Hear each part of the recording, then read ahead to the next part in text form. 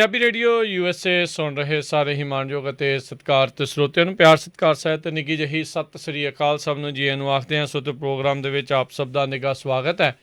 Programme update America ਲੈ ਕੇ ਹਾਜ਼ਰ ਹੋ ਚੁੱਕੇ ਹਾਂ। ਅੱਜ 14 ਅਗਸਤ ਦਿਨ ਹੈਗਾ ਜੀ ਸ਼ਨੀਚਰਵਾਰ, ਅਤੇ ਆਪਣੇ ਨਾਲ ਇਸ ਟਾਈਮ ਸ਼ਨੀਚਰਵਾਰ ਨੂੰ ਇਮੀਗ੍ਰੇਸ਼ਨ ਦੀ ਗੱਲਬਾਤ ਕਰਨ ਦੇ ਲਈ ਇਮੀਗ੍ਰੇਸ਼ਨ ਦੇ ਮਸ਼ਹੂਰ ਅਟਰਨੀ ਜੇ ਟੇਰਕੀਆਣਾ ਜੀ ਜੁੜ ਚੁੱਕੇ ਨੇ। ਅਟਰਨੀ ਟੇਰਕੀਆਣਾ ਜੀ ਨੂੰ ਸਵਾਗਤ ਹੈ। ਸਤਿ ਸ੍ਰੀ ਅਕਾਲ ਜੀ।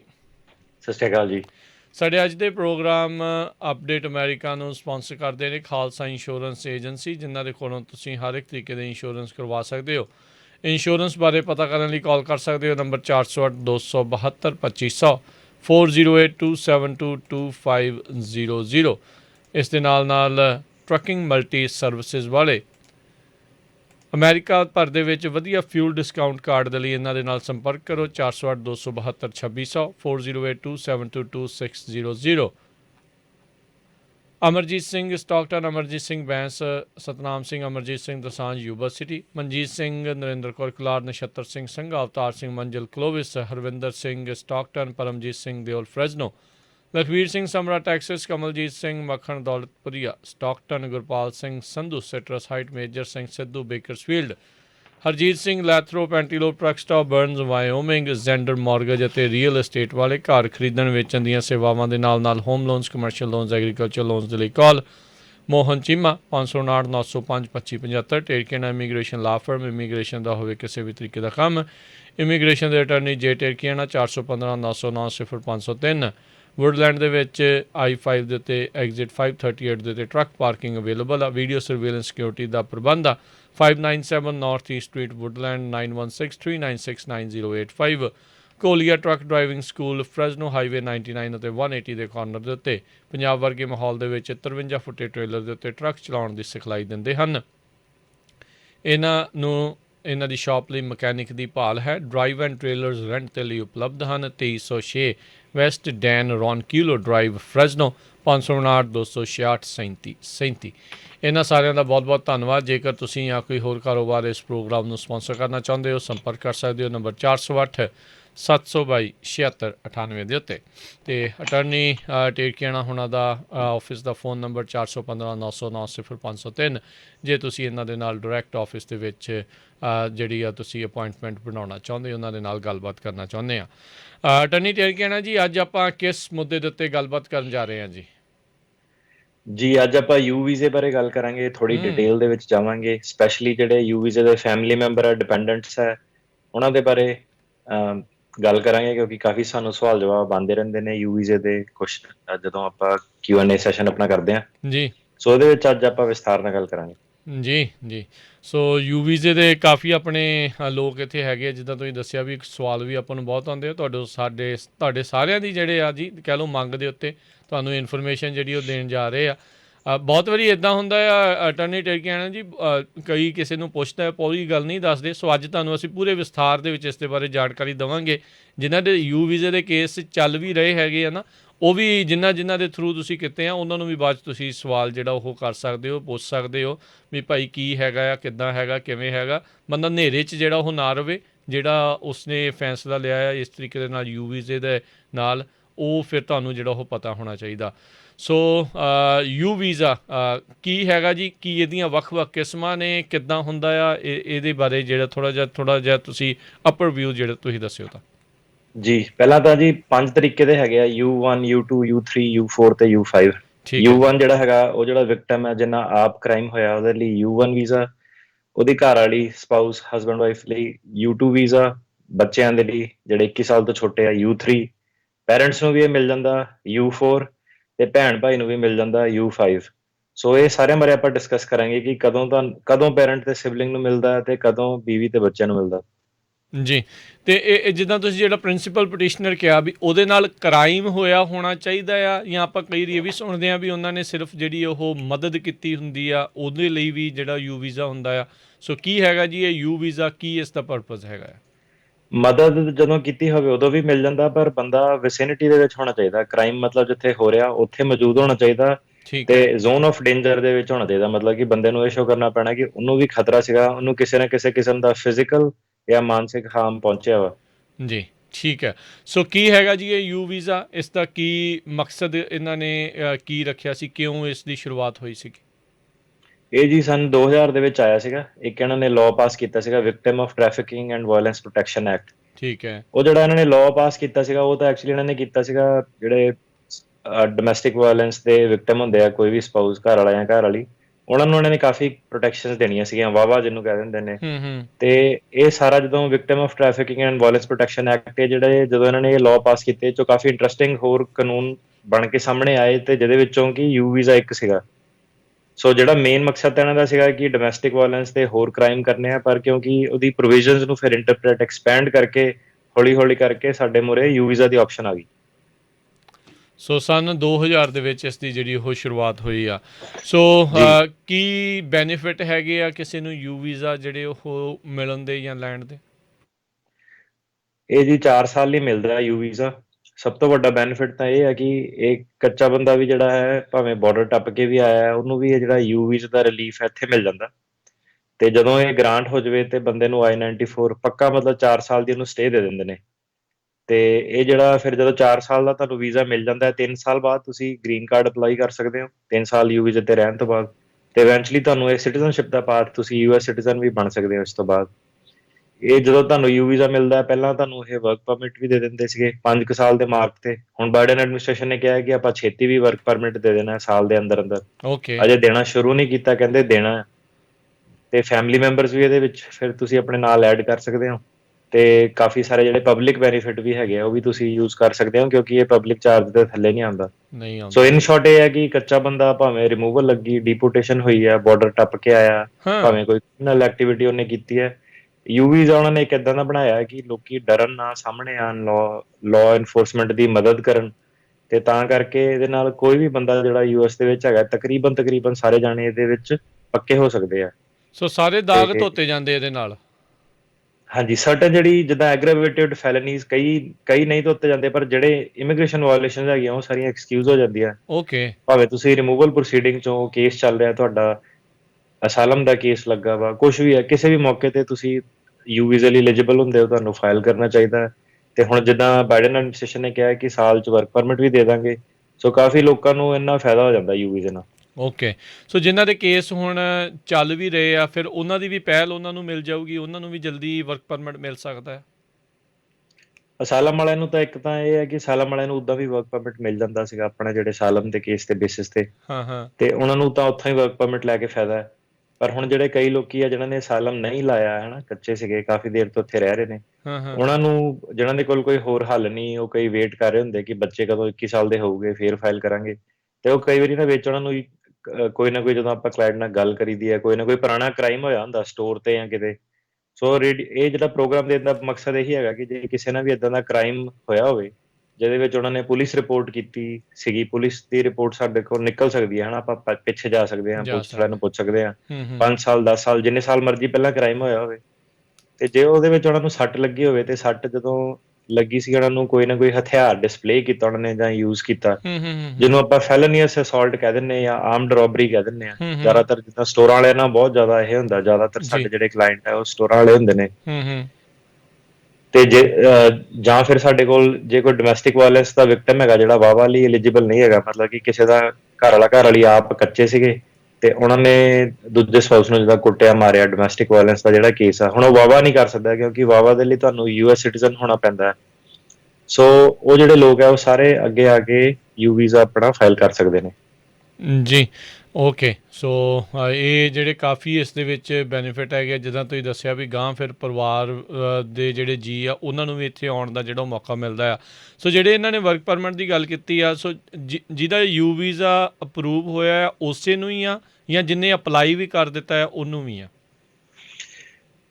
ਪਿਛਲੀਆਂ ਸਰਕਾਰਾਂ ਦੇ ਥੱਲੇ ਸੀਗਾ ਕਿ ਜਦੋਂ ਤੁਹਾਡਾ ਡੈਫਰਡ ਐਕਸ਼ਨ, ਮਤਲਬ ਕਿ ਯੂ ਵੀਜ਼ਾ ਹਰੇਕ ਸਾਲ ਦੇ 10,000 ਮਿਲਦੇ ਆ। ਜਦੋਂ ਤੁਹਾਡਾ ਕੇਸ ਇਹ ਅਪਰੂਵ ਵੀ ਜੇ ਕਰ ਦੇਣ, ਉਹਦਾ ਮਤਲਬ ਇਹ ਨਹੀਂ ਕਿ ਤੁਹਾਨੂੰ ਰਾਈਟ ਵੇ ਯੂ ਵੀਜ਼ਾ ਮਿਲ ਜਾਣਾ, ਤੁਸੀਂ ਵੇਟਿੰਗ ਕਿਊ 'ਚ ਚੱਲ ਜਾਂਦੇ ਹੋ। ਠੀਕ ਹੈ। ਤੇ ਡੈਫਰਡ ਐਕਸ਼ਨ ਹੁੰਦਾ ਕਿ ਤੁਹਾਡੀ ਜਿਹੜੀ ਡੈਫਰ ਕਰਤਾ, ਮਤਲਬ ਕਿ ਪੋਸਟਪੋਨ ਕਰਤਾ ਤੁਹਾਡੀ, ਉਹ ਕਹਿੰਦੇ ਕਿ ਡੈਫਰਡ ਐਕਸ਼ਨ, ਆਪਾਂ ਹੁਣ ਡੀਪੋਰਟੇਸ਼ਨ ਨਹੀਂ ਕਰਨੀ ਕਿਉਂਕਿ ਤੁਹਾਨੂੰ ਯੂ ਵੀਜ਼ਾ ਮਿਲ ਜਾਣਾ। ਤੇ ਜਦੋਂ ਡੈਫਰਡ ਐਕਸ਼ਨ ਮਿਲਦਾ ਸੀਗਾ, ਤੁਹਾਨੂੰ ਵਰਕ ਪਰਮਿਟ ਦੇ ਦਿੰਦੇ ਸੀਗੇ। ਡੈਫਰਡ ਐਕਸ਼ਨ ਦੇਣ ਤੱਕ ਉਹਨਾਂ ਨੂੰ 5 ਸਾਲ ਉਹ ਲਾ ਦਿੰਦੇ ਸੀਗੇ। ਹੁਣ ਜਿਹੜੀ ਬਾਈਡਨ ਐਡਮਿਨਿਸਟ੍ਰੇਸ਼ਨ ਹੈ, ਇਹਨਾਂ ਨੇ ਕਾਫੀ ਸਾਰੇ ਇਮੀਗ੍ਰੇਸ਼ਨ ਦੇ ਚੇਂਜਸ ਕੀਤੇ।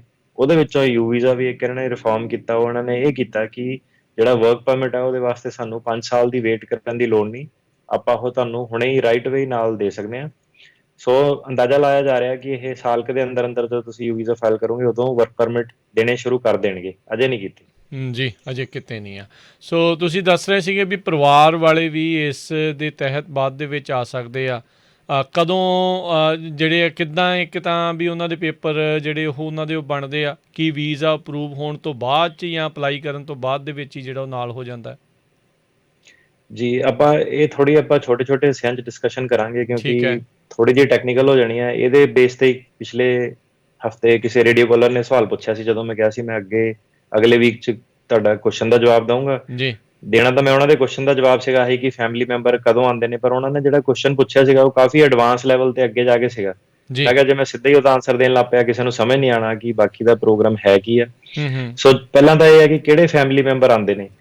ਜੇ ਤੁਹਾਡੀ ਉਮਰ 21 ਸਾਲ ਤੋਂ ਉੱਤੇ ਹੈ, ਤਕਰੀਬਨ ਜਿਹੜੇ ਲੋਕੀ ਇੱਥੇ ਕੰਮ ਕਰਨ ਆਉਂਦੇ ਨੇ 21 ਸਾਲ ਤੋਂ ਉੱਤੇ ਹੀ ਉਮਰ ਹੁੰਦੀ ਹੈ। ਸੋ ਜਿਹੜੇ 21 ਸਾਲ ਤੋਂ ਉੱਤੇ ਉਮਰ ਵਾਲਾ ਜਦੋਂ ਯੂ ਵੀਜ਼ਾ ਫਾਈਲ ਕਰਦਾ ਹੈ ਤੇ ਫਿਰ ਉਹ ਆਪਣੀ ਸਪਾਊਸ ਲਈ ਫਾਈਲ ਕਰ ਸਕਦਾ ਹੈ, ਘਰ ਵਾਲਾ ਘਰ ਵਾਲੀ ਲਈ, ਜਾਂ ਆਪਣੇ ਉਹ ਬੱਚਿਆਂ ਲਈ ਫਾਈਲ ਕਰ ਸਕਦਾ ਜਿਹੜੇ 21 ਸਾਲ ਤੋਂ ਛੋਟੇ ਨੇ। ਠੀਕ ਹੈ। ਸੋ ਇਹਦੇ ਵਿੱਚ ਕੋਈ ਹੋਰ ਉਹ ਨਹੀਂ ਹੈਗੀ, ਮਤਲਬ ਕੋਈ ਏਦਾਂ ਨਹੀਂ ਕਿ ਮੈਂ ਕਿਹਾ ਕਿ ਤੁਸੀਂ ਆਪਣੇ ਭੈਣ ਭਾਈ ਨੂੰ ਨਹੀਂ ਲੈ ਕੇ ਆ ਸਕਦੇ ਤੇ ਨਾ ਹੀ ਤੁਸੀਂ ਆਪਣੇ ਪੇਰੈਂਟਸ ਨੂੰ ਲੈ ਕੇ ਆ ਸਕਦੇ ਹੋ।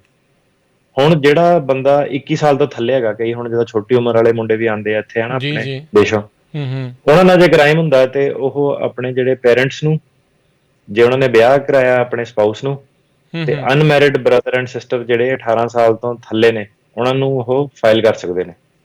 ਜੀ, ਓਕੇ। ਸੋ ਇਹਦੇ ਵਿੱਚ ਮੈਂ ਇਹ ਪੁੱਛਣਾ ਚਾਹੁੰਦਾ, ਜਿੱਦਾਂ 18 ਸਾਲ ਤੋਂ ਘੱਟ ਦੀ ਉਮਰ ਆ, ਜਦੋਂ ਉਹਨਾਂ ਦਾ ਅਪਲਾਈ ਕੀਤਾ ਉਦੋਂ 18 ਤੋਂ ਉੱਤੇ ਹੋਣੇ ਚਾਹੀਦੇ, ਜਾਂ ਜਦੋਂ ਉਹਨਾਂ ਦਾ ਅਪਰੂਵ ਹੋਣਾ ਹੈ ਉਦੋਂ 18 ਤੋਂ ਥੱਲੇ ਹੋਣੇ ਚਾਹੀਦੇ ਆ? ਜਾਂ ਜਦੋਂ ਯੂ ਵੀਜ਼ਾ ਅਪਲਾਈ ਕੀਤਾ ਉਦੋਂ ਤੁਹਾਡੀ ਉਮਰ 18 ਤੋਂ ਨਹੀਂ, ਪਹਿਲਾਂ ਤਾਂ ਇਹ ਹੈ ਕਿ 21, ਪਹਿਲਾਂ ਤਾਂ ਜਿਹੜਾ ਮੇਨ ਜਿੰਨਾ ਕ੍ਰਾਈਮ ਹੋਇਆ ਉਹਦੀ ਉਮਰ ਦੀ ਗੱਲ ਕਰੀਏ 21 ਸਾਲ ਵਾਲੀ, ਠੀਕ ਹੈ ਜੀ। 21 ਸਾਲ ਤੋਂ ਉੱਤੇ ਵਾਲਾ ਸਿਰਫ ਆਪਣੀ ਘਰ ਵਾਲੀ ਨੂੰ ਤੇ ਬੱਚਿਆਂ ਨੂੰ। ਠੀਕ ਹੈ। 21 ਸਾਲ ਤੋਂ ਥੱਲੇ ਜਿਹਦੀ ਉਮਰ ਹੈ ਉਹ ਆਪਣੇ ਪੇਰੈਂਟਸ ਨੂੰ, ਬ੍ਰਦਰ ਐਂਡ ਸਿਸਟਰਸ ਨੂੰ, ਤੇ ਸਪਾਊਸ ਤੇ ਬੱਚਿਆਂ ਨੂੰ ਆਫ ਕੋਰਸ। ਤੇ ਜਿਹੜੇ ਬ੍ਰਦਰ ਐਂਡ ਸਿਸਟਰ ਦੀ ਉਮਰ ਜਿਹੜੀ ਹੈਗੀ ਆ ਉਹ 18 ਸਾਲ ਤੋਂ ਘੱਟ ਹੋਣੀ ਚਾਹੀਦੀ ਹੈ। ਕਦੋਂ ਘੱਟ ਹੋਣੀ ਚਾਹੀਦੀ ਹੈ? ਜਦੋਂ ਤੁਸੀਂ ਯੂ ਵੀਜ਼ਾ ਫਾਈਲ ਕਰਨਾ ਉਦੋਂ। ਓਕੇ। ਸੋ ਉਹ ਜਿੱਦਾਂ ਆਪਾਂ ਭੈਣ ਭਰਾ ਦੇ ਮਾਮਲਿਆਂ 'ਚ ਦੇਖਦੇ ਹਾਂ ਵੀ ਗਾਂ ਉਹਨਾਂ ਦੇ ਜਿਹੜੇ ਨਿਆਣੇ ਆ ਜੇ ਉਹ ਟੱਪ ਜਾਂਦੇ ਉਸ ਉਮਰ ਤੋਂ ਤਾਂ ਬਾਅਦ 'ਚ ਉਹ ਰਹਿ ਜਾਂਦੇ ਆ, ਇਸ ਮਾਮਲੇ 'ਚ ਵੀ ਇਦਾਂ ਹੀ ਹੁੰਦਾ? ਇਹਦੇ ਵਿੱਚ ਤੁਹਾਡੀ ਏਜ ਫ੍ਰੀਜ਼ ਹੋ ਜਾਂਦੀ ਹੈ ਜਦੋਂ ਤੁਸੀਂ U1 ਵੀਜ਼ਾ ਫਾਈਲ ਕਰਦੇ ਹੋ। ਏਜ ਆਊਟ ਪ੍ਰੋਟੈਕਸ਼ਨ ਜਿਹਨਾਂ ਨੇ ਦਿੱਤੀਆਂ ਬੱਚਿਆਂ ਦੇ ਵਾਸਤੇ ਦਿੱਤੀਆਂ। ਠੀਕ ਹੈ। ਸੋ ਇਹ ਪ੍ਰੋਸੈਸ ਕੀ ਹੈਗਾ ਆ you visa petition the? Ki process ਹੈਗਾ ਆ? ਤੁਹਾਡੇ ਨਾਲ ਕ੍ਰਾਈਮ ਹੋਇਆ, ਤੁਸੀਂ ਕ੍ਰਾਈਮ ਦੇ ਵਿਕਟਮ ਸੀ ਜਾਂ ਉਸ ਵਿਸਿਨਿਟੀ ਸੀਗੇ, ਸੋ ਕੀ ਉਸ ਦੇ ਸਟੈਪਸ ਹੈਗੇ, ਕੀ ਪ੍ਰੋਸੈਸ ਹੁੰਦਾ ਆ? ਜੀ, ਪਹਿਲਾਂ ਤਾਂ ਇਹ ਹੈ ਕਿ ਇਹਨੂੰ ਆਪ ਨਾ ਟਰਾਈ ਕਰਿਓ ਜੇ ਤੁਹਾਨੂੰ ਪੱਕਾ ਨਹੀਂ ਪਤਾ। ਇੰਟਰਨੈਟ ਤੇ ਕਾਫੀ ਇਨਫੋਰਮੇਸ਼ਨ ਅਵੇਲੇਬਲ ਹੈ, ਕਾਫੀ ਸਾਰੀਆਂ ਸੰਸਥਾਵਾਂ ਤੁਹਾਡੀ ਹੈਲਪ ਕਰ ਦਿੰਦੀਆਂ, ਉਹਨਾਂ ਨੂੰ ਪੜ੍ਹੋ ਤੁਸੀਂ। ਜਿਹੜੇ ਲਾਅ ਐਨਫੋਰਸਮੈਂਟ ਹੈ, ਜੇ ਤੁਹਾਡੇ ਕੋਲ ਪੈਸੇ ਨਹੀਂ ਹੈਗੇ ਤੁਸੀਂ ਉਹਨਾਂ ਨੂੰ ਵੀ ਪੁੱਛ ਸਕਦੇ ਆ ਕਿ ਸਾਨੂੰ ਇਮੀਗ੍ਰੇਸ਼ਨ ਲਾਇਰ ਚਾਹੀਦਾ ਹੈਗਾ, ਤੁਸੀਂ ਦੱਸੋ ਤੁਸੀਂ ਕੋਈ ਕਿਸੇ ਕਿਸਮ ਦੀ ਹੈਲਪ ਕਰਦੇ ਹੋ, ਤੁਹਾਨੂੰ ਆਪਣਾ ਸਰਕਾਰੀ ਵਕੀਲ ਵੀ ਦੇ ਸਕਦੇ ਆ ਯੂ ਵੀਜ਼ਾ ਫਾਈਲ ਕਰਨ ਲਈ। ਠੀਕ ਹੈ। ਡਿਸਟ੍ਰਿਕਟ ਅਟਾਰਨੀ ਵਗੈਰਾ ਦੇ ਆਫਿਸ ਵੀ ਕਈ ਵਾਰੀ ਤੁਹਾਡੀ ਹੈਲਪ ਕਰ ਸਕਦੇ ਨੇ ਇਸ ਮਾਮਲੇ ਦੇ ਵਿੱਚ। ਸਪੈਸ਼ਲੀ ਜੇ ਕ੍ਰਾਈਮ ਸੀਰੀਅਸ ਹੋਇਆ ਹੋਵੇ ਫਿਰ ਤੇ ਕੰਮ ਹੁੰਦਾ ਸੌਖਾ। ਜ਼ਿਆਦਾਤਰ ਹੁਣ ਕੀ ਹੁੰਦਾ ਹੈ ਕਿ ਕ੍ਰਾਈਮ ਕਈ ਵਾਰੀ ਹੋਇਆ ਹੁੰਦਾ ਬਾਰਡਰ ਲਾਈਨ, ਕੀ ਕੁੱਟ ਪਈ ਸੀਗੀ, ਇਹ ਨਹੀਂ ਪਤਾ ਕਿ ਫੈਲਨੀਅਸ ਅਸੌਲਟ ਹੈ ਤੇ ਸਿੰਪਲ ਬੈਟਰੀ, ਮਤਲਬ ਸਿੰਪਲ ਮਾਰ ਕੁੱਟ ਪਈ ਹੈ। ਕਈ ਵਾਰੀ ਹਥਿਆਰ ਹੁੰਦਾ ਜਾਂ ਨਹੀਂ ਹੁੰਦਾ, ਕਈ ਵਾਰੀ ਬੰਦਾ ਦੱਸਦਾ ਨਹੀਂ, ਪੁਲਿਸ ਅੱਗੋਂ ਦੀ ਰਿਪੋਰਟ ਬਣਾ ਦਿੰਦੀ ਹੈ ਤੇ ਉਹ ਸਿੰਪਲ ਜਿਹੜਾ ਹਮਲੇ ਦੇ ਵਿੱਚ ਆ ਜਾਂਦਾ ਹੈ। ਸੋ ਉਹ ਜਿਹੜਾ ਤੁਹਾਡਾ ਹਮਲਾ ਉਹ ਕਾਊਂਟ ਨਹੀਂ ਹੁੰਦਾ ਯੂ ਵੀਜ਼ੇ ਵਾਸਤੇ। ਸੋ ਪਹਿਲਾਂ ਤਾਂ ਇਹ ਫਾਈਲ ਕਿੱਦਾਂ ਹੁੰਦਾ ਹੈ, ਇਹ ਤਾਂ ਗਵਰਨਮੈਂਟ ਡਿਸਾਈਡ ਕਰਦੀ ਹੈ ਕਿ ਕਿਹਨੂੰ ਆਪਾਂ ਸਰਟੀਫਿਕੇਸ਼ਨ ਦੇਣੀ ਹੈ, ਕਿਹਨੂੰ ਆਪਾਂ ਸਰਟੀਫਿਕੇਸ਼ਨ ਨਹੀਂ ਦੇਣੀ ਹੈ।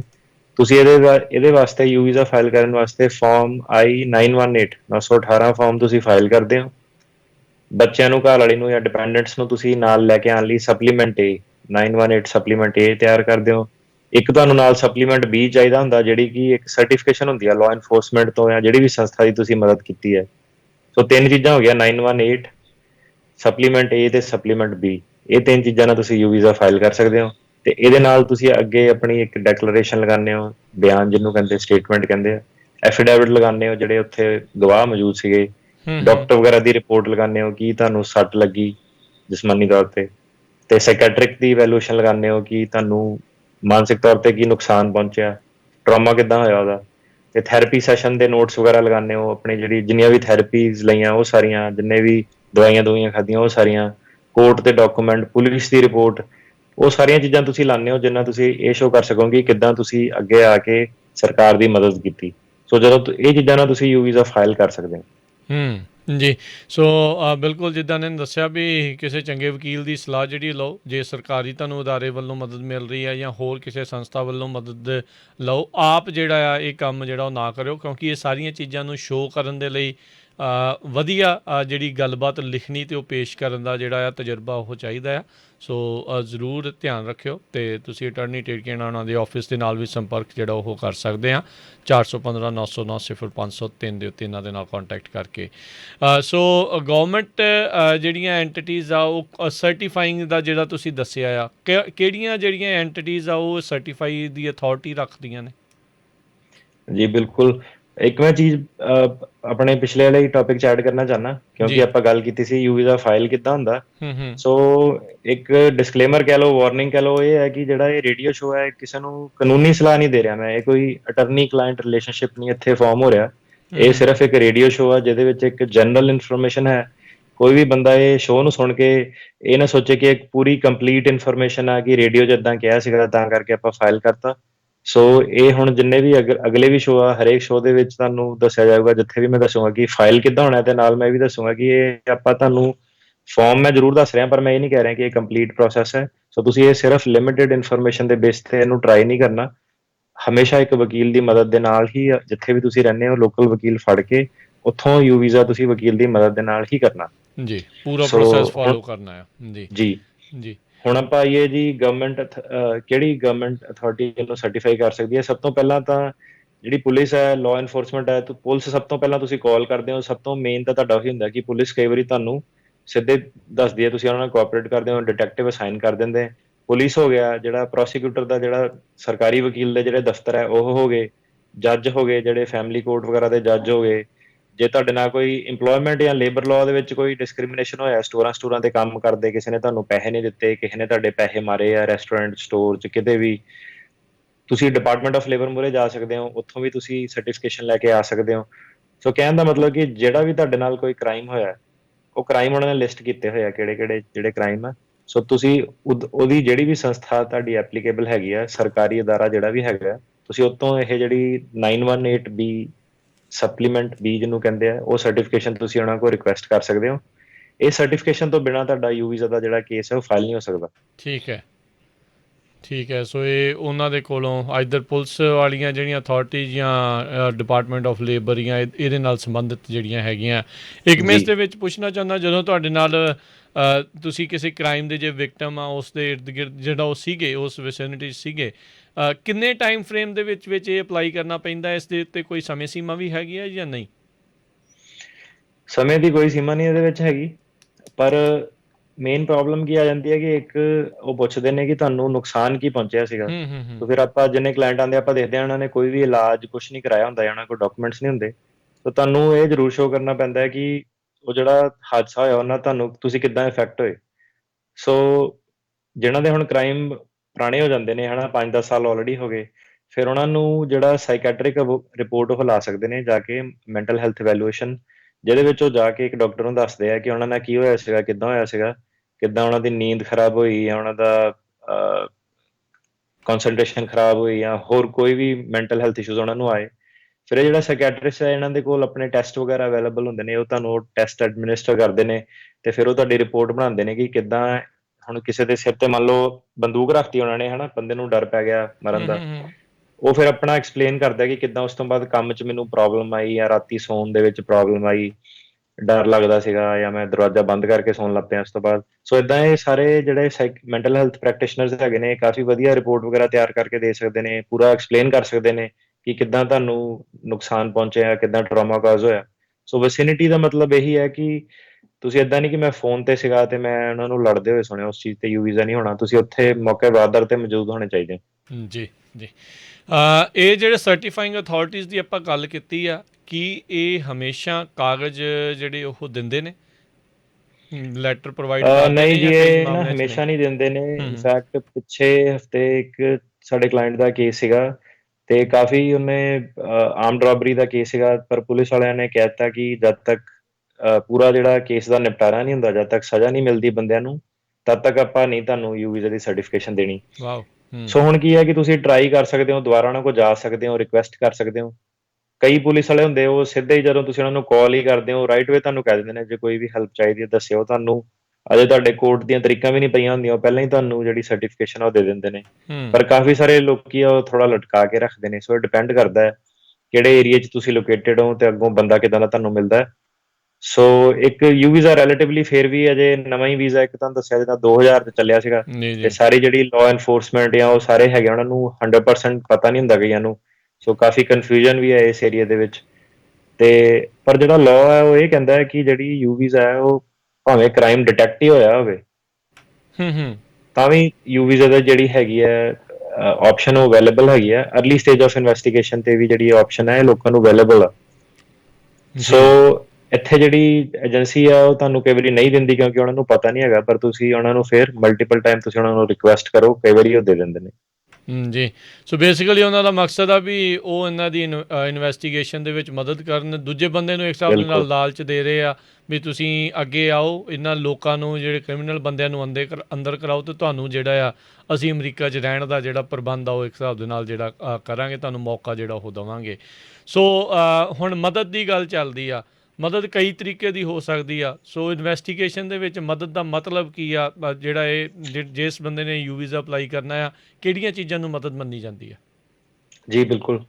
ਪਹਿਲਾਂ ਤਾਂ ਇਹ ਜਦੋਂ ਤੁਸੀਂ ਦੱਸਿਆ ਕਿ ਹਾਂਜੀ ਲਾਲਚ ਵੀ ਹੈਗਾ, ਪਰ ਸਭ ਤੋਂ ਵੱਡੀ ਗੱਲ ਇਹ ਹੈ ਕਿ ਤੁਸੀਂ ਦੇਖੋ ਕਿ ਜੇ ਇੱਕ ਇਮੀਗ੍ਰੈਂਟ ਹੈ, ਜੇ ਉਹਨੂੰ ਹੱਕ ਨਹੀਂ ਦਿੱਤੇ ਗਏ, ਫੀਮੇਲ ਦੀ ਗੱਲ ਕਰੀਏ ਆਪਾਂ, ਹੈ ਨਾ, ਤੇ ਜੇ ਇੱਥੇ ਦੇ ਕ੍ਰਿਮੀਨਲ ਨੂੰ ਪਤਾ ਲੱਗਿਆ ਕਿ ਇਹ ਤਾਂ ਕੱਚੇ ਹੈ, ਇਹ ਤਾਂ ਡਰੂਗੇ, ਜਾਊਗੇ ਨਹੀਂ ਲਾਅ ਐਨਫੋਰਸਮੈਂਟ ਕੋ, ਫਿਰ ਤਾਂ ਉਹ ਜੋ ਮਰਜ਼ੀ ਕਰੀ ਜਾਣ, ਹੈ ਨਾ, ਇਮੀਗ੍ਰੈਂਟ ਨੂੰ ਜਿਸ ਮਰਜ਼ੀ ਹਿਸਾਬ ਨਾਲ ਤੰਗ ਕਰੀ ਜਾਣ। ਇਮੀਗ੍ਰੈਂਟ ਤਾਂ ਫਿਰ ਡਰਦਾ ਮਾਰਾ ਅੱਗੇ ਨਹੀਂ ਜਾਊਗਾ। ਸੋ ਇਹ ਜਿਹੜਾ ਯੂ ਵੀਜ਼ਾ ਇੱਕ ਹੈਗਾ ਉਹ ਬਣਾਇਆ ਸੀਗਾ, ਜਿੱਦਾਂ ਆਪਾਂ ਦੱਸਿਆ ਕਿ ਪਹਿਲਾਂ ਜਿਹੜਾ ਲਾਅ ਬਣਿਆ 2000 ਦੇ ਵਿੱਚ, ਵਿਕਟਿਮ ਕੌਣ-ਕੌਣ ਹੈਗਾ ਉਹਦੇ ਬੇਸ ਤੇ ਬਣਿਆ ਕਿ ਜਦੋਂ ਤੁਸੀਂ ਵਿਕਟਿਮ ਹੁੰਦੇ ਹੋ, ਹਨਾ। ਸੋ ਮੇਨ ਇਹਦਾ ਮੁੱਖ ਮਕਸਦ ਇਹਦਾ ਇਹੀ ਸੀਗਾ ਕਿ ਕੋਈ ਨੇਰੇ 'ਚ ਨਾ ਰਵੇ, ਡਰ ਕੇ ਨਾ ਰਵੇ, ਬਿਲਕੁਲ ਸਾਹਮਣੇ ਆਵੇ, ਤੇ ਨਾ ਸਿਰਫ ਆਪਾਂ ਤੁਹਾਡੀ ਗੱਲ ਸੁਣਾਂਗੇ, ਕ੍ਰਿਮੀਨਲ ਨੂੰ ਪਨਿਸ਼ ਕਰਾਂਗੇ, ਬਲਕਿ ਤੁਹਾਨੂੰ ਗ੍ਰੀਨ ਕਾਰਡ ਵੀ ਦੇਵਾਂਗੇ, ਕਿਉਂਕਿ ਲੋਕੀ ਡਰਦੇ ਸੀਗੇ, ਉਹ ਕਹਿੰਦੇ ਸਾਨੂੰ ਇਹਨਾਂ ਨੇ ਡਿਪੋਰਟ ਕਰ ਦੇਣਾ। ਸੋ ਮਦਦ ਦਾ ਮਤਲਬ ਇਹ ਹੈਗਾ ਕਿ ਤੁਸੀਂ ਇਨਵੈਸਟੀਗੇਸ਼ਨ ਦੇ ਵਿੱਚ ਉਹਨਾਂ ਦੀ ਮਦਦ ਕਰੋ, ਜਿਹੜੀ ਪੁਲਿਸ ਆਉਂਦੀ ਹੈ, ਕੀ ਹੋਇਆ, ਕਿੱਦਾਂ ਹੋਇਆ, ਪੂਰੀ ਆਪਣੀ ਸਟੇਟਮੈਂਟ ਵਗੈਰਾ ਦੱਸੋ ਉਹਨਾਂ ਨੂੰ।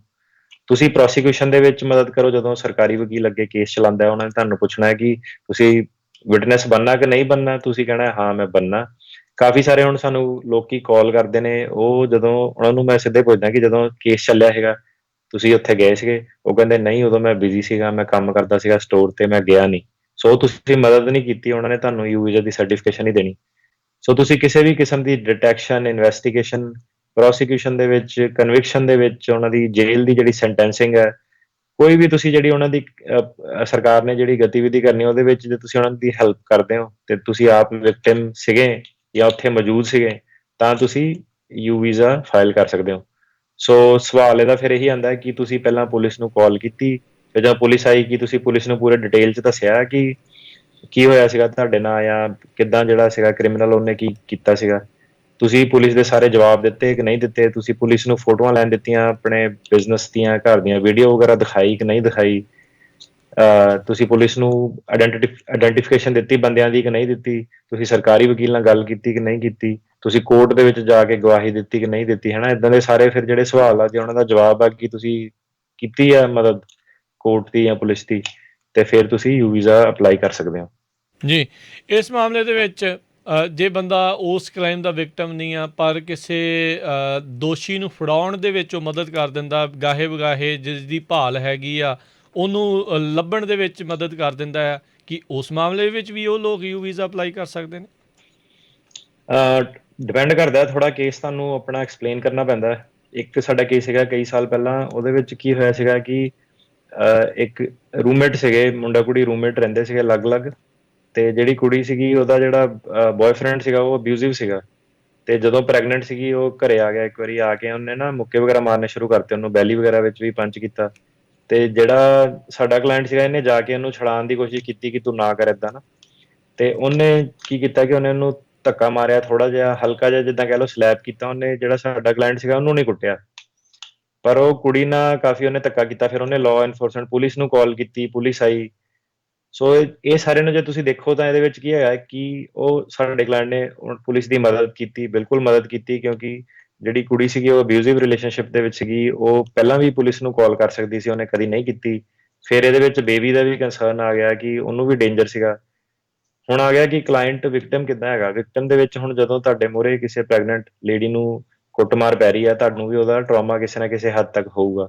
ਸੋ ਫਿਰ ਡਾਕਟਰ ਦੀ ਰਿਪੋਰਟ ਵਗੈਰਾ ਸਾਰਾ ਜਿਹੜਾ ਮਿਲਾ ਕੇ ਇਹ ਸ਼ੋਅ ਕੀਤਾ ਕਿ ਇਹ ਬੰਦੇ ਨੂੰ ਕਿੱਦਾਂ ਹਾਰਮ ਪਹੁੰਚਿਆ, ਕਿ ਕਿੱਦਾਂ ਉਹਦੇ ਮਨ 'ਚ ਇਹ ਸਾਰੀਆਂ ਚੀਜ਼ਾਂ ਕਈ ਸਾਲ ਚੱਲਦੀਆਂ ਰਹੀਆਂ। ਸੋ ਕੋਈ ਪ੍ਰੋਬਲਮ ਨਹੀਂ ਹੋਈ, ਇਮੀਗ੍ਰੇਸ਼ਨ ਨੇ ਸਿੱਧਾ ਹੀ ਜਿਹੜਾ ਉਹ ਕੇਸ ਸੀਗਾ ਅਪਰੂਵ ਕਰ ਦਿੱਤਾ, ਭਾਵੇਂ ਇਹ ਬੰਦਾ ਆਪ ਇੱਕ ਡਾਇਰੈਕਟ ਵਿਕਟਮ ਨਹੀਂ ਸੀਗਾ, ਬਿਲਕੁਲ ਉਹਨੂੰ ਕਹਿ ਲਓ ਇੱਕ ਖਰੋਂਚ ਲੱਗੀ ਸੀਗੀ ਸਾਈਡ ਤੇ। ਜੀ, ਮੇਰਾ ਸਵਾਲ ਇਸ ਮਾਮਲੇ 'ਚ ਇੱਦਾਂ ਵੀ ਸੀਗਾ ਵੀ ਮੰਨ ਲਓ ਅਲ ਚਾਪੋ ਵਰਗੇ ਨੂੰ ਫੜਾਉਣ ਦੇ ਵਿੱਚ ਮਦਦ ਕਰ ਦਿੰਦੇ ਆ, ਕੀ ਫਿਰ ਵੀ ਦੇਣਗੇ ਜੀ ਇਹ?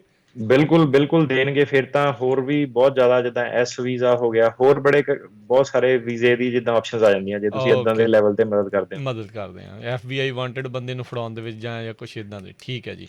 ਬਿਲਕੁਲ। ਸੋ ਹੁਣ ਸਵਾਲ ਇਹ ਆ ਜਾਂਦਾ, ਚਲੋ ਮਦਦ ਕੀ ਹੈਗੀ ਉਹ ਆਪਾਂ ਉਹ ਕਰ ਦਿੱਤੀ, ਕ੍ਰਿਮੀਨਲ ਐਕਟੀਵਿਟੀ ਕਿਹੜੀ ਕੁਆਲੀਫਾਈਂਗ ਜਿਹੜੀ ਉਹ ਹੁੰਦੀ ਆ, ਚਾਕੂ ਦਿਖਾ ਕੇ ਕੀਤਾ ਆ, ਜਾਂ ਇਸ ਤੋਂ ਇਲਾਵਾ? ਇਕੱਲਾ ਇਹ ਤਾਂ ਚਲੋ ਆਪਾਂ ਇੱਕ ਸਟੋਰ ਦੇ ਲੈਵਲ 'ਤੇ ਕਰ ਰਹੇ ਹਾਂ, ਪਰ ਇਸ ਤੋਂ ਇਲਾਵਾ ਵੀ ਬਹੁਤ ਸਾਰੀਆਂ ਜਿਹੜੀਆਂ ਕ੍ਰਿਮੀਨਲ ਐਕਟੀਵਿਟੀਜ਼ ਹੁੰਦੀਆਂ ਆ। ਕਿਹਨੂੰ ਜਿਹੜੇ ਯੂ ਵੀਜ਼ੇ ਦੇ ਅੰਡਰ ਜਿਹੜਾ ਲਿਸਟ ਕੀਤਾ ਗਿਆ ਹੈ? ਜੀ, ਰੇਪ, ਸੈਕਸ਼ੂਅਲ ਅਸੌਲਟ ਹੋ ਗਿਆ, ਅਬਿਊਜ਼ਿਵ ਸੈਕਸ਼ੂਅਲ ਕੰਟੈਕਟ ਹੋ ਗਿਆ, ਟ੍ਰੈਫਿਕਿੰਗ ਹੋ ਗਈ, ਜਿਹੜੇ ਲੋਕੀ ਸਮਗਲ ਕਰਦੇ ਨੇ ਇਮੀਗ੍ਰੈਂਟਾਂ ਨੂੰ ਬਾਰਡਰ ਤੋਂ। ਜੇ ਤੁਹਾਨੂੰ ਕਿਸੇ ਸਿਕਿਉਰਿਟੀ ਨੇ ਸਪੈਸ਼ਲੀ ਜਿਹੜਾ ਮਾਈਨਰ ਨੂੰ ਜਿੱਦਾਂ ਲਗਾਇਆ ਇੱਥੇ, ਤੁਸੀਂ ਉਸ ਬੇਸਿਸ ਤੇ ਵੀ ਜਿਹੜੀ ਹੈਗੀ ਹੈ, ਸਪੈਸ਼ਲੀ ਜੇ ਕੋਈ ਇੱਥੇ US ਦੇ ਵਿੱਚ ਬੰਦਾ ਜਿਹਨੇ ਤੁਹਾਡੀ ਮਦਦ ਕੀਤੀ ਹੈ ਬਾਰਡਰ ਟੱਪਣ ਤੋਂ, ਉਸ ਬੇਸਿਸ ਤੇ ਵੀ ਤੁਸੀਂ ਯੂ ਵੀਜ਼ਾ ਫਾਈਲ ਕਰ ਸਕਦੇ ਹੋ। ਟ੍ਰੈਫਿਕਿੰਗ ਦੇ ਉੱਤੇ, ਅਨਲੌਫੁਲ ਕ੍ਰਿਮੀਨਲ ਰਿਸਟ੍ਰੇਂਟ, ਤੁਹਾਨੂੰ ਕਿਸੇ ਨੇ ਰੋਕ ਕੇ ਰੱਖਿਆ ਤੁਹਾਡੀ ਮਰਜ਼ੀ ਦੇ ਬਿਨਾਂ, ਸਟੋਰ ਤੇ ਕਿਸੇ ਨੇ ਆ ਕੇ ਤੁਹਾਨੂੰ ਧਮਕੀ ਦਿੱਤੀ, ਅਨਲੌਫੁਲ, ਇਹ ਤੁਸੀਂ ਦੱਸਣਾ ਪੈਂਦਾ ਤੁਹਾਨੂੰ ਪੁਲਿਸ ਨੂੰ। ਮਤਲਬ ਜਦੋਂ ਆਇਆ ਤੁਸੀਂ ਪੁਲਿਸ ਨੂੰ ਬਿਲਕੁਲ ਦੱਸਣਾ ਕਿ ਮੈਂ ਜਾ ਨਹੀਂ ਸਕਦਾ ਸੀ ਆਪਣੀ ਮਰਜ਼ੀ ਨਾਲ ਕਿਤੇ, ਮੈਨੂੰ ਉਹਨਾਂ ਨੇ ਕਿਹਾ ਕਿ ਤੂੰ ਇੱਥੇ ਰੁਕ ਜਾ, ਇੱਥੇ ਖੜਾ ਰਹਿ, ਹੱਥ ਉੱਤੇ ਕਰ ਲੈ। ਅਨਲੌਫੁਲ ਕ੍ਰਿਮੀਨਲ ਰਿਸਟ੍ਰੇਂਟ, ਫਾਲਸ ਇੰਪ੍ਰਿਜ਼ਨਮੈਂਟ, ਕੋਈ ਵੀ ਮਾਲਕ ਆ, ਘਰ ਦਾ ਕੋਈ ਮੈਂਬਰ ਆ, ਕਿਸੇ ਨੇ ਵੀ ਤੁਹਾਨੂੰ ਜੇ ਬੰਦ ਕਰਕੇ ਰੱਖਿਆ ਤੁਹਾਡੀ ਮਰਜ਼ੀ ਦੇ ਬਿਨਾਂ, ਤੁਸੀਂ ਇਹ ਸਾਰੀਆਂ ਚੀਜ਼ਾਂ ਪੁਲਿਸ ਨੂੰ ਦੱਸ ਸਕਦੇ ਹੋ। ਤੇ ਜੇ ਉਹ ਇਹ ਡਿਸਾਈਡ ਕਰਦੇ ਆ ਕਿ ਅਨਲੌਫੁਲ ਕ੍ਰਿਮੀਨਲ ਰਿਸਟ੍ਰੇਂਟ ਹੈ ਜਾਂ ਫਾਲਸ ਇੰਪ੍ਰਿਜ਼ਨਮੈਂਟ ਹੈ, ਉਹਦਾ ਤੁਹਾਡਾ ਯੂ ਵੀਜ਼ੇ ਦਾ ਕੇਸ ਬਣ ਸਕਦਾ ਹੈ। ਬਲੈਕਮੇਲ ਹੋ ਗਿਆ, ਕੋਈ ਵੀ ਤੁਹਾਡੇ ਕੋਲ ਧੱਕੇ ਨਾਲ ਕੰਮ ਕਰਾਇਆ, ਤੁਹਾਨੂੰ ਤਨਖਾਹ ਨਹੀਂ ਦਿੱਤੀ ਸਹੀ ਤਰੀਕੇ ਨਾਲ, ਉਹਨੂੰ ਕਹਿੰਦੇ ਨੇ ਇਨਵੋਲੰਟਰੀ ਸਰਵਿਟਿਊਡ, ਉਹਦੇ ਬੇਸ ਤੇ ਤੁਸੀਂ ਕਰ ਸਕਦੇ ਹੋ। ਵਿਟਨੈਸ ਟੈਂਪਰਿੰਗ ਹੋ ਗਈ, ਅਬਸਟਰਕਸ਼ਨ ਆਫ ਜਸਟਿਸ ਹੋ ਗਿਆ, ਫੈਲਨੀਅਸ ਅਸੌਲਟ, ਜੇ ਹਥਿਆਰ ਦਿਖਾ ਕੇ ਤੁਹਾਡੇ ਕੋਲ ਹਮਲਾ ਕੀਤਾ। ਐਕਸਟੋਰਸ਼ਨ ਹੋ ਗਿਆ, ਤੁਹਾਡੇ ਕੋਲ ਪੈਸੇ ਮੰਗੇ ਕਿਸੇ ਵੀ ਕਿਸਮ ਤੇ, ਤੁਹਾਨੂੰ ਤੁਹਾਡੀ ਫੋਟੋ ਵੀਡੀਓ ਦਿਖਾ ਕੇ ਤੁਹਾਨੂੰ ਕਿਸੇ ਵੀ ਕਿਸਮ ਨਾਲ ਬਲੈਕਮੇਲ ਕੀਤਾ, ਟੌਰਚਰ ਕੀਤਾ। ਡੋਮੈਸਟਿਕ ਵਾਇਲੈਂਸ ਹੋ ਗਿਆ, ਕਿਡਨੈਪਿੰਗ ਹੋ ਗਿਆ, ਅਬਡਕਸ਼ਨ ਹੋ ਗਿਆ, ਜਾਂ ਫੋਰਸ ਪ੍ਰੋਸਟੀਟਿਊਸ਼ਨ ਹੋ ਗਿਆ, ਸੈਕਸ਼ੂਅਲ ਐਕਸਪਲੋਇਟੇਸ਼ਨ ਹੋ ਗਈ, ਮੈਨ ਸਲੌਟਰ, ਮਰਡਰ, ਇਦਾਂ ਦੇ ਕ੍ਰਾਈਮ ਕਾਫੀ ਸਾਰੇ ਇਹਦੇ ਵਿੱਚ ਆ ਜਾਂਦੇ ਨੇ। ਸੋ ਜਦੋਂ ਤੁਸੀਂ ਫਾਰਮ 918 ਜਿਹੜਾ ਹੈਗਾ ਯੂ ਵੀਜ਼ਾ ਦਾ, ਉਹਨੂੰ ਡਾਊਨਲੋਡ ਕਰਦੇ ਹੋ, ਉਹਦੇ ਵਿੱਚ ਉਹਨਾਂ ਨੇ ਇੱਕ ਲਿਸਟ ਦਿੱਤੀ ਹੋਈ ਹੈ, ਕਾਫੀ ਸਾਰੇ ਕ੍ਰਾਈਮ ਜਿਹੜੇ ਆ ਜਾਂਦੇ ਨੇ, ਸਿੱਧੇ ਜਿਹੜੇ ਹੁੰਦੇ ਨੇ ਸੀਰੀਅਸ ਕ੍ਰਾਈਮ। ਸੋ ਉਹਦੇ ਵਿੱਚ ਇੱਕ ਹੋਰ ਉਹਨਾਂ ਨੇ ਆਪਸ਼ਨ ਦਿੱਤੀ ਹੁੰਦੀ ਹੈ ਕਿ attempt to commit any of these crimes, ਤੇ ਤੁਸੀਂ ਇਹਦੇ ਅਟੈਂਪਟ ਦੇ ਉੱਤੇ ਵੀ ਯੂ ਵੀਜ਼ਾ ਲਾ ਸਕਦੇ ਹੋ। ਪਰ ਜੇ ਤੁਸੀਂ ਜੇ ਤੁਹਾਡੇ ਨਾਲ ਡਾਇਰੈਕਟ ਕ੍ਰਾਈਮ ਨਹੀਂ ਹੈਗਾ, ਫਿਰ ਤੁਹਾਡਾ ਕੇਸ ਥੋੜਾ ਜਿਹਾ ਟੈਕਨੀਕਲ ਹੋ ਜਾਂਦਾ ਹੈ, ਤੁਹਾਨੂੰ ਥੋੜਾ ਜਿਹਾ ਐਕਸਪਲੇਨ ਕਰਨਾ ਪਊਗਾ ਕਿ ਕੁਆਲੀਫਾਈਂਗ ਕ੍ਰਿਮੀਨਲ ਐਕਟੀਵਿਟੀ ਜਿਹੜੀ ਆ ਉਹ ਹੋਈ ਹੈ। ਸੋ ਕਾਫੀ ਸਾਰੇ ਜਿਹੜੇ ਯੂ ਵੀਜ਼ੇ ਦੇ ਕੇਸ ਹੈ ਉਹ ਕਈ ਵਾਰੀ ਇਸ ਕਰਕੇ ਵੀ ਡਿਨਾਈ ਕਰ ਦਿੱਤੇ ਜਾਂਦੇ ਨੇ।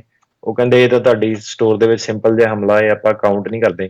ਸੋ ਇਹ ਬਹੁਤ ਜ਼ਰੂਰੀ ਹੈ ਕਿ ਤੁਸੀਂ ਜਦੋਂ ਪੁਲਿਸ ਨੂੰ ਕਾਲ ਕਰੋ, ਤੁਸੀਂ ਉਹਨਾਂ ਨੂੰ ਪੂਰਾ ਦੱਸਣਾ ਕਿ ਕਿੱਦਾਂ ਤੁਹਾਨੂੰ ਡਰ ਲੱਗਿਆ, ਤੁਹਾਨੂੰ ਲੱਗਿਆ ਬੰਦੇ ਕੋਲ ਹਥਿਆਰ ਹੈਗਾ ਨਹੀਂ ਹੈਗਾ, ਉਹਨੇ ਕੋਈ ਸ਼ੋਅ ਕੀਤਾ, ਜੇਬ 'ਚ ਹੱਥ ਪਾਇਆ ਸੀਗਾ, ਉਹਨੇ ਤੁਹਾਨੂੰ ਧਮਕੀ ਦਿੱਤੀ ਕਿ ਇੱਥੇ ਰੁਕ ਜਾ, ਇੱਥੋਂ ਤੂੰ ਹਿੱਲ ਨਹੀਂ ਸਕਦਾ। ਸੋ ਤੁਸੀਂ ਹਮਲੇ ਦੇ ਨਾਲ ਅਨਲੌਫੁਲ ਕ੍ਰਿਮੀਨਲ ਰਿਸਟ੍ਰੇਂਟ ਤੇ ਫਾਲਸ ਇੰਪ੍ਰਿਜ਼ਨਮੈਂਟ ਵੀ ਦੱਸਣਾ ਪੁਲਿਸ ਨੂੰ। ਜੇ ਤੁਸੀਂ ਇਹ ਨਹੀਂ ਦੱਸਦੇ ਹੋ, ਤੁਸੀਂ ਕਹਿੰਦੇ ਹੋ ਸਿੰਪਲ ਆ ਕੇ ਲੁੱਟ ਕੇ ਲੈ ਗਿਆ, ਤੁਹਾਡਾ ਯੂ ਵੀਜ਼ਾ ਅਪਰੂਵ ਨਹੀਂ ਹੋਣਾ। ਜੀ। ਸੋ ਕਿਹੜੇ ਲੋਕ ਯੂ ਵੀਜ਼ੇ ਦੇ ਲਈ ਅਪਲਾਈ ਜਿਹੜੇ ਉਹ ਕਰ ਸਕਦੇ ਆ, ਜਿਨ੍ਹਾਂ ਦੇ ਇਮੀਗ੍ਰੇਸ਼ਨ ਪੇਪਰ ਨਹੀਂ ਹੈਗੇ, ਸਿਰਫ ਉਹੀ ਇਸ ਦੇ ਅੰਡਰ ਆਉਂਦੇ ਆ? ਨਹੀਂ, ਭਾਵੇਂ ਤੁਸੀਂ ਵੀਜ਼ੇ ਤੇ ਵੀ ਆਏ ਹੋ, ਤੁਸੀਂ H1 ਤੇ ਹੋ, ਟੂਰਿਸਟ ਵੀਜ਼ੇ ਤੇ ਹੋ, ਜੋ ਵੀ ਤੁਹਾਡਾ ਚੱਲ ਰਿਹਾ, ਤੁਸੀਂ ਯੂ ਵੀਜ਼ਾ ਪੈਰਲਲੀ ਅਪਲਾਈ ਕਰ ਸਕਦੇ ਹੋ। ਭਾਵੇਂ ਹੁਣ ਇਹਦੇ ਵਿੱਚ ਜਿਹੜੇ ਕੱਚੇ ਲੋਕ ਰਹਿ ਗਏ, ਬਾਰਡਰ ਟੱਪ ਕੇ ਆਏ ਆ, ਭਾਵੇਂ ਡੀਪੋਰਟੇਸ਼ਨ ਲੱਗ ਗਈ ਆ ਉਹਨਾਂ ਨੂੰ, ਭਾਵੇਂ ਡੀਪੋਰਟੇਸ਼ਨ ਉਹਦੀ ਚੱਲ ਰਹੀ ਹੈ, ਡਜ਼ ਨਾਟ ਮੈਟਰ। ਤੁਸੀਂ ਕਿਸੇ ਵੀ ਟਾਈਮ ਤੇ ਜਦੋਂ ਤੁਹਾਡੇ ਨਾਲ ਕਿਸੇ ਨੇ ਵੀ ਕਿਸੇ ਵੀ ਕਿਸਮ ਦਾ ਕ੍ਰਾਈਮ ਕਮਿਟ ਕੀਤਾ ਹੈ, ਤੁਸੀਂ ਵਿਕਟਿਮ ਹੋ, ਤੁਸੀਂ ਯੂ ਵੀਜ਼ਾ ਅਪਲਾਈ ਕਰ ਸਕਦੇ ਹੋ। ਸੋ ਇਹਦੇ ਵਿੱਚ ਕੋਈ ਰੋਕ ਨਹੀਂ ਹੈਗੀ। ਪਰ ਇਹ ਹੈ ਕਿ ਯੂ ਵੀਜ਼ਾ ਨੂੰ ਟਾਈਮ ਲੱਗਦਾ, ਜਿੱਦਾਂ ਆਪਾਂ ਦੱਸਿਆ ਕਿ 7 ਸਾਲ ਲੱਗਦੇ ਨੇ। ਸੋ ਹੋ ਸਕਦਾ ਕਿ ਤੁਹਾਡਾ ਅਸਾਈਲਮ ਦਾ ਕੇਸ ਪਹਿਲਾਂ ਆ ਜਾਵੇ, ਹੋ ਸਕਦਾ ਕਿ ਤੁਹਾਡਾ H1B ਵਾਲਾ ਗ੍ਰੀਨ ਕਾਰਡ ਆ ਉਹ ਆਲਰੇਡੀ ਚੱਲ ਰਿਹਾ ਹੋਵੇ, ਉੱਥੋਂ ਪਹਿਲਾਂ ਆ ਜਾਵੇ, ਪਰ ਇਹ ਹੈ ਕਿ ਇਹਦਾ ਯੂ ਵੀਜ਼ੇ ਦਾ ਫਾਈਲ ਕਰਨ ਦਾ ਤੁਹਾਨੂੰ ਕੋਈ ਨੁਕਸਾਨ ਨਹੀਂ ਹੈ। ਜੋ ਵੀ ਤੁਸੀਂ ਕਰ ਰਹੇ ਹੋ ਉਹਦੇ ਨਾਲ ਤੁਹਾਡੀ ਇੱਕ ਪੈਰਲਲ ਆਪਸ਼ਨ ਖੜੀ ਹੋ ਜਾਂਦੀ ਹੈ ਕਿ ਜੇ ਤੁਹਾਡਾ ਸਾਲਮ ਫੇਲ ਹੋ ਗਿਆ ਤੇ ਫਿਰ ਤੁਹਾਨੂੰ ਯੂ ਵੀਜ਼ਾ ਬਚਾ ਸਕਦਾ। ਜੀ ਜੀ ਬਿਲਕੁਲ। ਤੇ ਜਿਸਨੇ ਇਹ ਯੂ ਵੀਜ਼ਾ ਜਿਸ ਨੂੰ ਮਿਲਿਆ ਆ ਅਪਰੂਵਡ ਜਿਹੜਾ ਹੈਗਾ, ਕੀ ਉਹ ਟਰੈਵਲ ਕਰ ਸਕਦੇ ਨੇ, ਦੁਬਾਰਾ ਵਾਪਸ ਆ ਸਕਦੇ ਨੇ ਅਮਰੀਕਾ ਤੋਂ ਆਉਣ ਜਾਣ ਉਹਨਾਂ ਦਾ? ਜੇ ਤੁਹਾਡਾ ਯੂ ਵੀਜ਼ਾ ਅਪਰੂਵ ਹੋ ਗਿਆ ਤੇ ਤੁਹਾਨੂੰ ਵਾਪਸ ਆਉਣ ਲਈ ਯੂ ਵੀਜ਼ਾ ਲੈਣਾ ਪਊਗਾ ਐਮਬੈਸੀ ਦੇ ਕੋਲੋਂ ਵੀ। ਤੇ ਦੂਜਾ ਆਪਾਂ ਪਹਿਲਾਂ ਵੀ ਜਿੱਦਾਂ ਡਿਸਕਸ ਕੀਤਾ ਕਿ ਕਈ ਵਾਰੀ ਹੋਰ ਇਨਐਲੀਜੀਬਿਲਟੀ ਹੋ ਸਕਦੀ ਹੈ ਬੰਦੇ ਨੂੰ, ਕਿ ਕ੍ਰਿਮੀਨਲ ਐਕਟੀਵਿਟੀ ਜਾਂ ਕੁਛ। ਸੋ ਕਈ ਲੋਕੀ ਟਰੈਵਲ ਨਹੀਂ ਕਰ ਸਕਦੇ ਜਿਹਨਾਂ ਦਾ ਬੈਡ ਰੈਕਡ ਹੈਗਾ। ਪਰ ਇਹ ਹੈ ਕਿ ਇਹ ਤੁਹਾਨੂੰ ਜਿਹੜਾ ਇਲੀਗਲ ਐਂਟਰੀ ਵਗੈਰਾ ਸਾਰੇ ਦੇ ਵੇਵਰ ਲੈ ਕੇ ਤੁਸੀਂ ਜਾ ਸਕਦੇ ਹੋ। ਸੋ ਕਾਫੀ ਲੋਕੀ ਆਰਾਮ ਨਾਲ ਜਿਹੜੇ ਹੈਗੇ ਉਹ ਟਰੈਵਲ ਕਰ ਲੈਂਦੇ ਨੇ ਤੇ ਵਾਪਸ ਆ ਜਾਂਦੇ ਨੇ। ਇਹਦੀ ਹੁਣ ਇੱਕੋ ਸ਼ਰਤ ਹੈ ਕਿ ਤੁਸੀਂ 90 ਦਿਨ ਤੋਂ ਜ਼ਿਆਦਾ ਨਹੀਂ ਬਾਹਰ ਕੱਟ ਸਕਦੇ ਹੋ ਟੋਟਲ। ਸੋ ਹੁਣ ਜਿੱਦਾਂ ਕੋਵਿਡ ਹੋ ਗਿਆ ਜਾਂ ਕੁਛ ਏਦਾਂ ਦਾ ਹੋ ਗਿਆ ਤੇ ਤੁਸੀਂ ਜੇ ਫਸ ਗਏ ਉੱਥੇ ਕਿਸੇ ਤਰੀਕੇ ਨਾਲ ਵੀ 90 ਦਿਨ ਤੋਂ ਜ਼ਿਆਦਾ ਹੋ ਗਏ ਤੇ ਫਿਰ ਤੁਹਾਡਾ ਯੂ ਵੀਜ਼ਾ ਉਹ ਖਾਰਜ ਹੋ ਜਾਣਾ। ਜੀ ਜੀ। ਸੋ ਕਦੋਂ ਜਿਹੜਾ ਇੱਕ ਵਰਕਰ ਆ ਉਹ ਐਲੀਜੀਬਲ ਹੁੰਦਾ ਆ ਯੂ ਵੀਜ਼ਾ ਦੇ ਲਈ? ਸੋ ਹਾਂਜੀ, ਹੁਣ ਇਹ ਚੀਜ਼ ਹੈ ਕਿ ਕਾਫੀ ਸਾਰੇ ਜਿੱਦਾਂ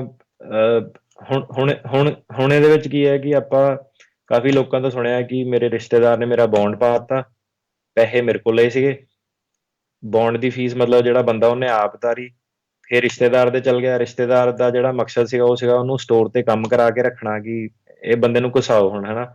ਤੇ ਮੁੜ ਕੇ ਜਦੋਂ ਉਹਦਾ ਕੇਸ ਪਾਸ ਹੋਇਆ ਉਹਦੇ ਬੌਂਡ ਦੇ ਪੈਸੇ ਵੀ ਨਹੀਂ ਵਾਪਸ ਦਿੱਤੇ। ਸੋ ਪੈਸੇ ਉਹਦੇ ਉਹ ਵੀ ਮਾਰ ਲਏ, ਹਨਾ। ਜਿੰਨੇ ਵੀ ਹਜ਼ਾਰਾਂ ਦਾ ਬੌਂਡ ਪਿਆ ਉਹ ਕੋ ਕੰਮ ਵੀ ਸਸਤੇ ਦੇ ਵਿੱਚ ਕਰਾ ਲਿਆ ਜਾਂ ਫ੍ਰੀ ਦੇ ਵਿੱਚ ਕਰਾ ਲਿਆ। ਤੇ ਜਾਂ ਕਈ ਵਾਰੀ ਉਦਾਂ ਹੀ ਨਾਰਮਲੀ ਜਦੋਂ ਤੁਹਾਨੂੰ ਕਹਿੰਦੇ ਕਿ ਤੁਹਾਨੂੰ ਆਪਾਂ ਉੱਕਾ ਮੁੱਕਾ ਰੇਟ ਦੇ ਦੇਣਾ, ਇੰਨੇ ਪੈਸੇ ਦੇ ਕੰਮ ਕਰੋ, ਹਨਾ।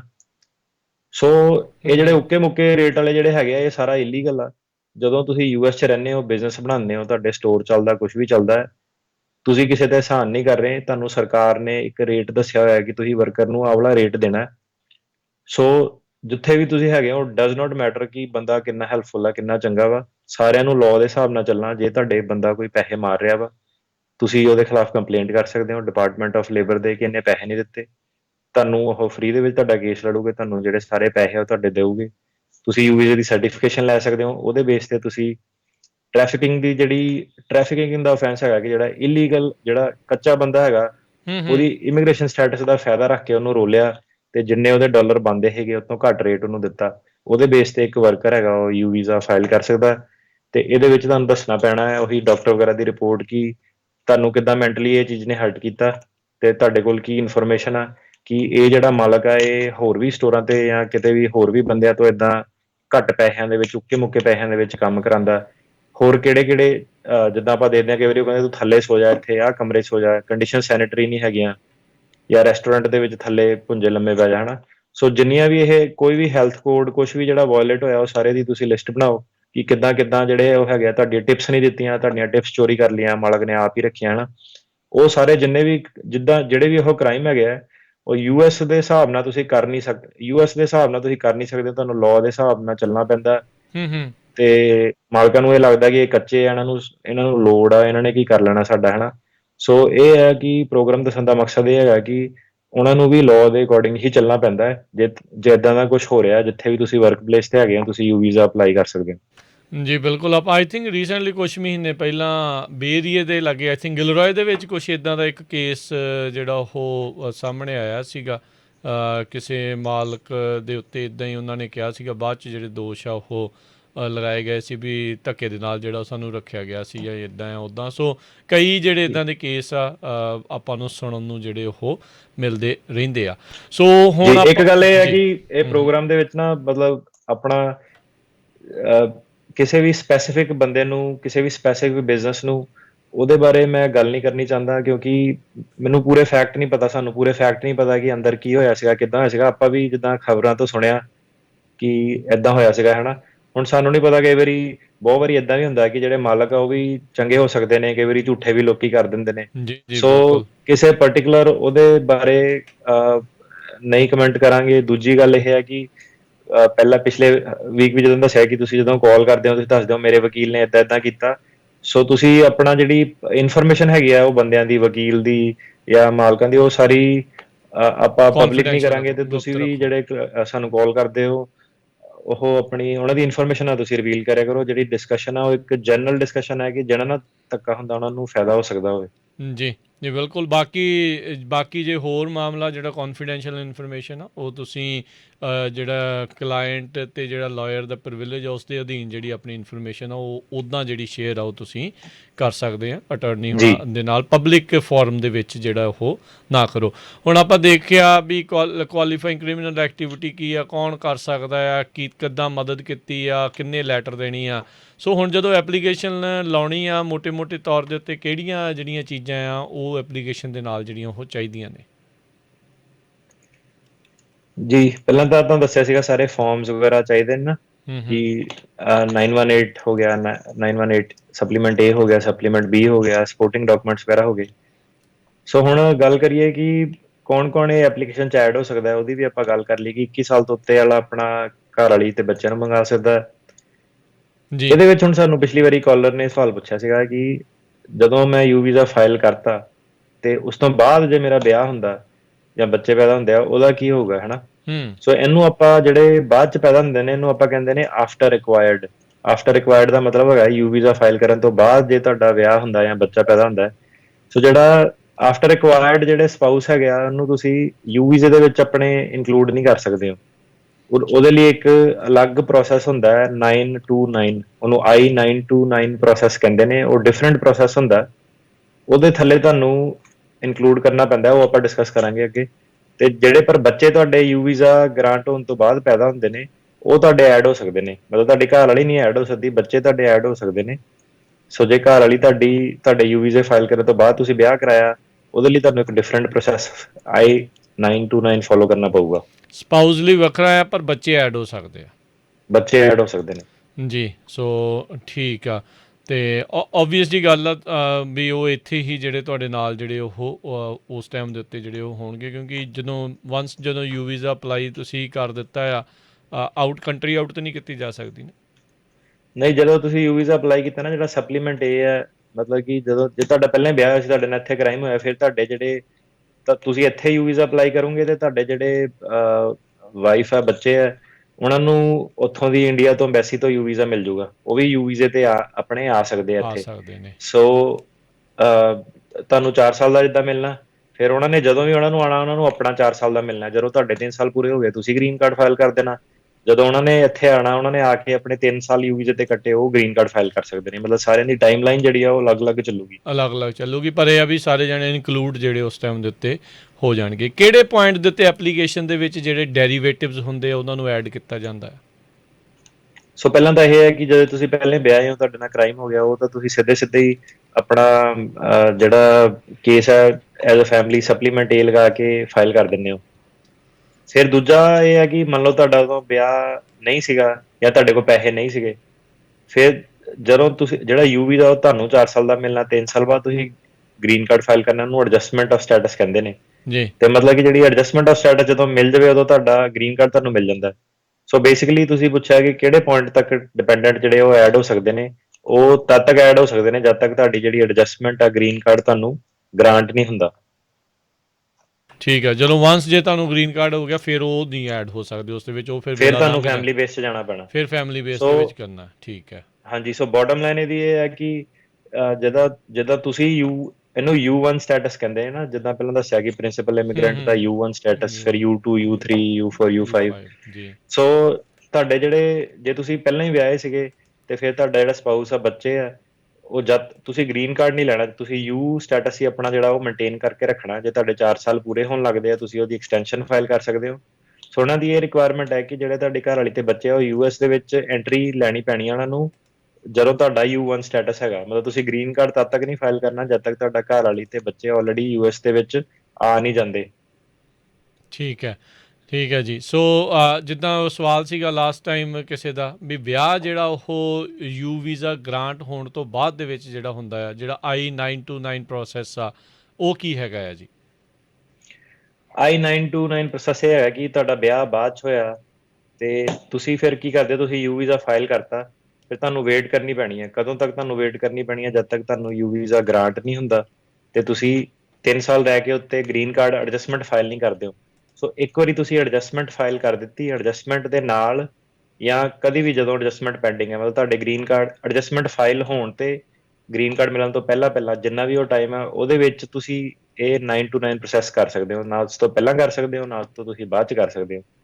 ਸੋ ਹੂੰ ਕੀ ਕਰਨਾ ਹੈ ਕਿ ਤੁਸੀਂ ਯੂ ਵੀਜ਼ੇ ਤੇ ਆਪਣੇ 3 ਸਾਲ ਪੂਰੇ ਕਰਨੇ ਆ, ਫਿਰ ਤੁਸੀਂ ਆਪਣਾ ਜਿਹੜਾ ਗ੍ਰੀਨ ਕਾਰਡ ਵਾਸਤੇ ਜਦੋਂ ਫਾਈਲ ਕਰਦੇ ਹੋ 485, ਉਹਦੇ ਨਾਲ ਨਾਲ ਤੁਸੀਂ ਫਿਰ ਆਪਣੇ ਜਿਹੜੀ ਬਾਅਦ ਚ ਤੁਸੀਂ ਵਿਆਹ ਕਰਾਇਆ ਜਿੰਨਾ ਸਪਾਊਸ ਨਾਲ, ਉਹਦੇ ਵਾਸਤੇ ਤੁਸੀਂ 9 to 9 ਪ੍ਰੋਸੈਸ ਫਾਈਲ ਕਰਦੇ ਹੋ। ਸੋ ਜਦੋਂ ਤੋਂ 9 to 9 ਤੁਸੀਂ ਪ੍ਰੋਸੈਸ ਫਾਈਲ ਕਰਤਾ ਤੇ ਫਿਰ ਉੱਥੇ ਉਸ ਤੋਂ ਬਾਅਦ ਉਹਨਾਂ ਦੀ NVC ਦੇ ਥਰੂ ਐਮਬੈਸੀ ਦੇ ਵਿੱਚ ਇੰਟਰਵਿਊ ਹੋਊਗੀ ਤੇ ਉਹ ਸਿੱਧੇ ਫਿਰ ਇੱਕ ਇਮੀਗ੍ਰੈਂਟ ਵੀਜ਼ਾ ਲੈ ਕੇ ਇੱਥੇ ਅਮਰੀਕਾ ਆ ਸਕਦੇ ਨੇ।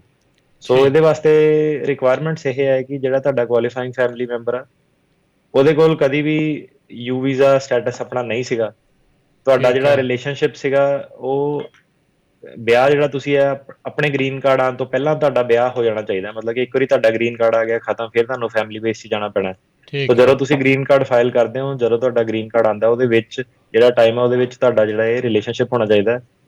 ਨਾਲ ਤੁਹਾਨੂੰ ਇਹ ਸ਼ੋਅ ਕਰਨਾ ਪਊਗਾ ਕਿ ਜੇ ਤੁਹਾਡੇ ਆਹ ਵਾਲੇ ਫੈਮਿਲੀ ਮੈਂਬਰ ਨੂੰ ਇੱਥੇ ਨਾ ਆਉਣ ਦਿੱਤਾ ਗਿਆ ਜਾਂ ਉਹਨੂੰ ਡਿਪੋਰਟ ਕੀਤਾ ਗਿਆ ਤਾਂ ਤੁਹਾਨੂੰ ਬਹੁਤ ਜ਼ਿਆਦਾ ਹਾਰਡਸ਼ਿਪ ਹੋਊਗੀ, ਐਕਸਟ੍ਰੀਮ ਹਾਰਡਸ਼ਿਪ। ਤੁਹਾਨੂੰ ਇੱਕ ਕੇਸ ਬਣਾਉਣਾ ਪਊਗਾ ਐਕਸਟ੍ਰੀਮ ਹਾਰਡਸ਼ਿਪ ਦਾ। ਹੂੰ ਸੋ ਜਦ ਤੱਕ ਤੁਹਾਡੀ ਫਿਰ 485 ਦੀ ਐਪਲੀਕੇਸ਼ਨ ਪੈਂਡਿੰਗ ਹੈ ਤੇ ਤਦ ਤੱਕ ਇਹ ਫਿਰ ਆਪਣਾ ਤੁਹਾਡੇ ਜਿਹੜੇ ਫੈਮਿਲੀ ਮੈਂਬਰ ਜਿਹੜੇ ਹੈਗੇ ਆ ਬਾਅਦ ਚ ਬਣੇ ਆਫਟਰ ਰਿਕੁਆਇਰਡ ਉਹ ਆ ਸਕਦੇ ਨੇ। ਯੂਜਲੀ ਕਿੰਨਾ ਕੁ ਲੌਂਗ ਪ੍ਰੋਸੈਸ ਜਿਹੜਾ 9 to 9 ਦਾ ਜਿਹੜਾ ਉਹ ਹੁੰਦਾ ਹੈ? ਇਹਦਾ ਪ੍ਰੋਸੈਸ ਜੀ ਸੇਮ ਜਿੱਦਾਂ ਆਪਾਂ 824 ਰਿਲੀਜੀਅਸ ਵਰਕਰ ਦੇ ਕੇਸ ਦੀ ਡਿਸਕਸ ਕਰੀਏ ਜਾਂ 130 I-130 ਦੀ ਡਿਸਕਸ ਕਰੀਏ, ਤਾਂ ਸੇਮ ਇਹਨਾਂ ਦਾ ਜਿਹੜੇ ਹੈਗੇ ਆ ਉਹਨੇ 1 ਸਾਲ ਲੱਗ ਸਕਦੇ ਨੇ ਅੱਜ ਕੱਲ ਕੋਵਿਡ ਦੇ ਵਿੱਚ। ਵੈਸੇ ਅਦਰਵਾਈਜ਼ ਇਹ ਕਾਫੀ ਫਾਸਟ ਪ੍ਰੋਸੈਸ ਸੀਗਾ, ਸਾਲ ਕੁ ਦੇ ਅੰਦਰ ਅੰਦਰ ਜਿੱਦਾਂ ਫੈਮਿਲੀ ਮੈਂਬਰ ਇੱਥੇ ਆ ਸਕਦੇ ਸੀਗੇ ਜੀ। ਸੋ ਜਿਨ੍ਹਾਂ ਦੇ ਤਾਂ ਆਲਰੇਡੀ ਉੱਥੇ ਇੰਡੀਆ ਦੇ ਵਿੱਚ ਉਹ ਤਾਂ ਪਹਿਲਾਂ ਹੀ ਇਨਕਲੂਡ ਜਿਹੜੇ ਆ ਉਹ ਆਟੋਮੈਟਿਕਲੀ ਜਿਹੜੇ ਉਹ ਹੋ ਜਾਣੇ ਆ ਯੂ ਵੀਜ਼ਾ ਅਪਲਾਈ ਕਰਨ ਤੋਂ ਜਿਹੜਾ ਉਹ ਪਹਿਲਾਂ ਹੀ।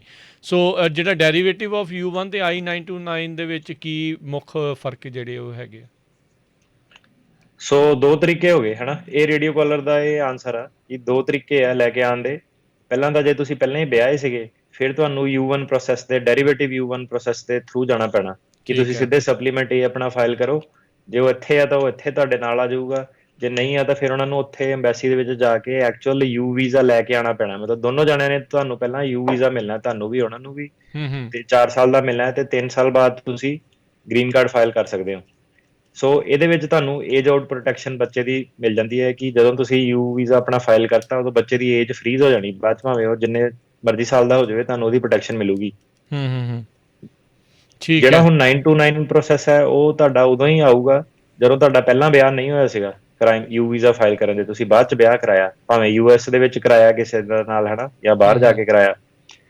ਸੋ 9 to 9 ਜਿਹੜਾ ਪ੍ਰੋਸੈਸ ਹੈਗਾ ਉਹਦੇ ਵਿੱਚ ਸਿਰਫ ਨੁਕਸਾਨ ਇਹੀ ਹੈ, ਮਤਲਬ ਹੁਣ ਜਿਹਦਾ ਵਿਆਹ ਪਹਿਲਾਂ ਸੀਗਾ ਹੀ ਨਹੀਂ ਯੂ ਵੀਜ਼ਾ ਟਾਈਮ ਫਾਈਲ ਕਰਨ ਤੇ ਉਹਨਾਂ ਕੋਲ ਆਪਸ਼ਨ ਵੀ ਨਹੀਂ ਹੈਗੀ, ਉਹਨਾਂ ਨੂੰ 9 to 9 ਪ੍ਰੋਸੈਸ ਹੀ ਕਰਨਾ ਪੈਣਾ। ਯਾ 9 to 9 ਪ੍ਰੋਸੈਸ ਨਾਲ ਜਿਹੜੀ ਬੱਚੇ ਦੀ ਆ ਉਹ ਏਜ ਨਹੀਂ ਫਰੀਜ਼ ਹੁੰਦੀ, ਓਕੇ ਉਹਦੇ ਵਿੱਚ ਬੱਚਾ ਏਜ ਆਊਟ ਹੋ ਜਾਂਦਾ। ਹੁਣ ਜੇ ਤੁਹਾਡਾ ਸਟੈਪ ਚਾਈਲਡ ਹੈਗਾ ਨਾ, ਤੁਸੀਂ ਕਿਸੇ ਨਾਲ ਵਿਆਹ ਕਰਾਇਆ, ਉਹ ਬੱਚਾ ਆਲਰੇਡੀ 20 ਸਾਲ ਦਾ ਸੀਗਾ ਤੇ ਉਹ ਤੁਹਾਡਾ ਬੱਚੇ ਨੂੰ ਏਜ ਆਊਟ ਦੀ ਪ੍ਰੋਟੈਕਸ਼ਨ ਨਹੀਂ ਮਿਲਣੀ 9 to 9 ਨਾਲ। ਜਿਹੜਾ ਯੂ ਵੀਜ਼ਾ ਜਿਹੜਾ ਸਟੈਂਡਰਡ ਯੂ ਵੀਜ਼ਾ ਪ੍ਰੋਸੈਸ ਹੈਗਾ ਉਹਦੇ ਥਰੂ ਤੁਹਾਨੂੰ ਬੱਚੇ ਦੀ ਏਜ ਆਊਟ ਪ੍ਰੋਟੈਕਸ਼ਨ ਤੁਹਾਨੂੰ ਮਿਲ ਜੂਗੀ।